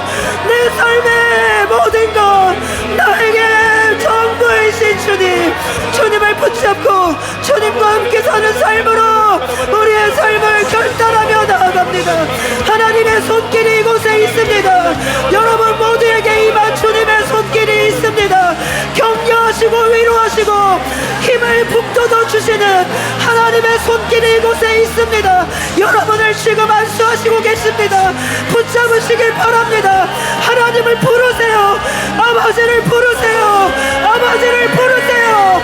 아버지를 부르세요. 주님의 은혜가 우리에게 한량 없이 조건 없이 사랑으로 부으시는 내 아버지의 은혜가 주를 찾는 자들에게 다윗과 같은 갈망으로, 모세와 같은 갈망으로, 아버지를 절대로 놓칠 수 없는 그 갈망으로 찾는 자들에게 임하고 계십니다. 영원히 주님과 함께 살리라. 영원히 주님으로 살리라. 결단하시기 바랍니다. 하나님이 전부 나의 주인으로, 내가 다시금 하나님 앞에 나의 삶을 돌이켜 이제는 주님과 함께하는 삶으로 나아가겠습니다. 결단하시기 바랍니다. 하나님이 지금 임하셔서 여러분의 심령을 뒤흔들고 계십니다. 내가 주를 부인하지 않겠습니다. 내 삶을 주님으로 살아내겠습니다.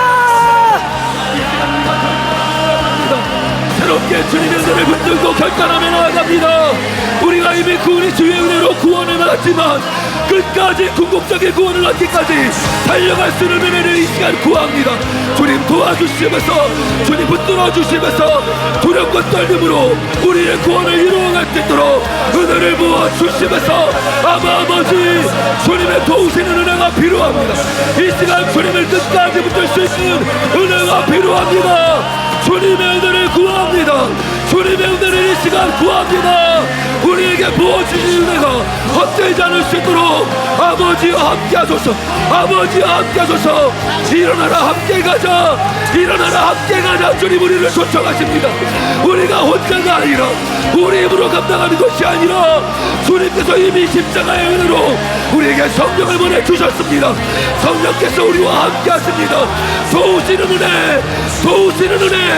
우리가 하고자 한다면, 우리의 마음을 주님께 드린다면 주님은 도우십니다. 우리를 도우십니다. 내가 할 수 없는 그것을 주님이 하게 하십니다. 주님이 하게 하십니다. 주님 결단하게 하시면서 이 시간 결단하게 하시면서 주님의 은혜로 주님을 의지하여 달려가게 하소서. 끝까지 선한 싸움을 싸워 이기게 하소서. 믿음의 경주를 잘 나아갈 수 있도록 은혜 위에 은혜를 부어 주시옵소서. 하나님 아버지, 하나님을 아버지라 부를 수 있어서 너무 좋습니다.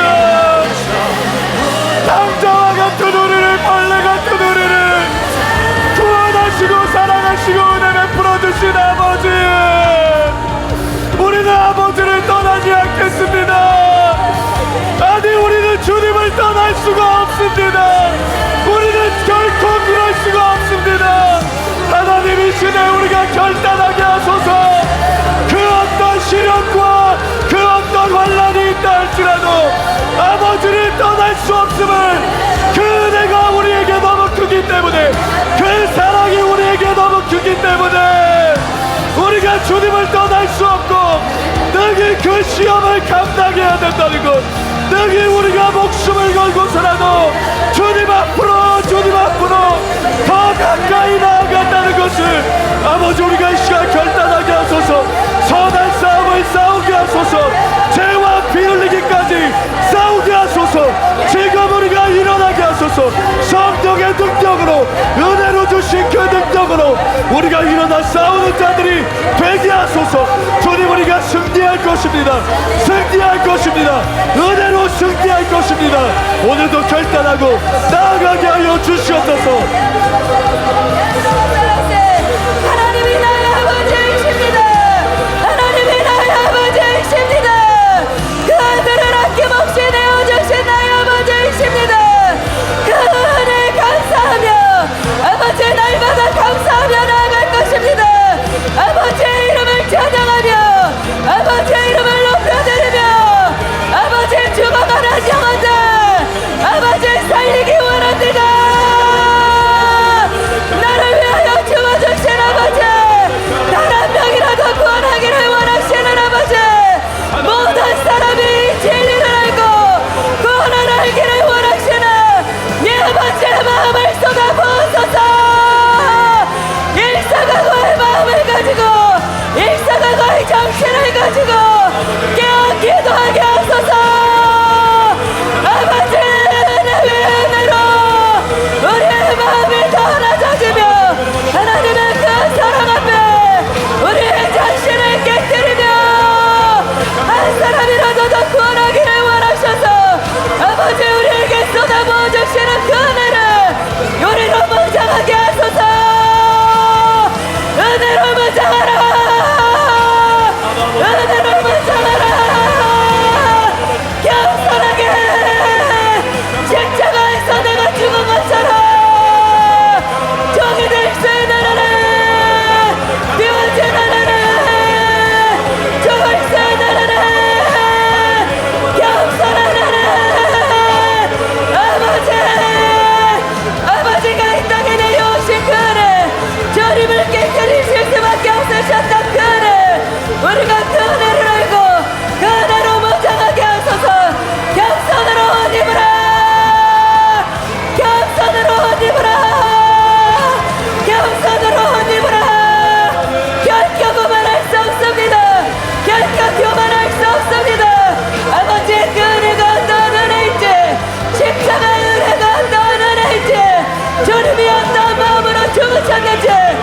수많은 영혼들 살릴 수 있는 마음들 살리는 은혜 하나님의 은혜로 지금은 은혜를 모자라소서. 있습니다. 하나님의 이 은혜가 아프리카 땅으로 흘러 들어가고 있습니다. 아프리카 땅을 살리기를 원하시는 아버지의 마음을 붙잡고 우리가 기도합니다. 아버지의 은혜를 부으소서. 아프리카에 주님의 은혜 감사드리며 이 모든 말씀 존귀하신 예수님의 이름으로 기도드립니다. 아멘.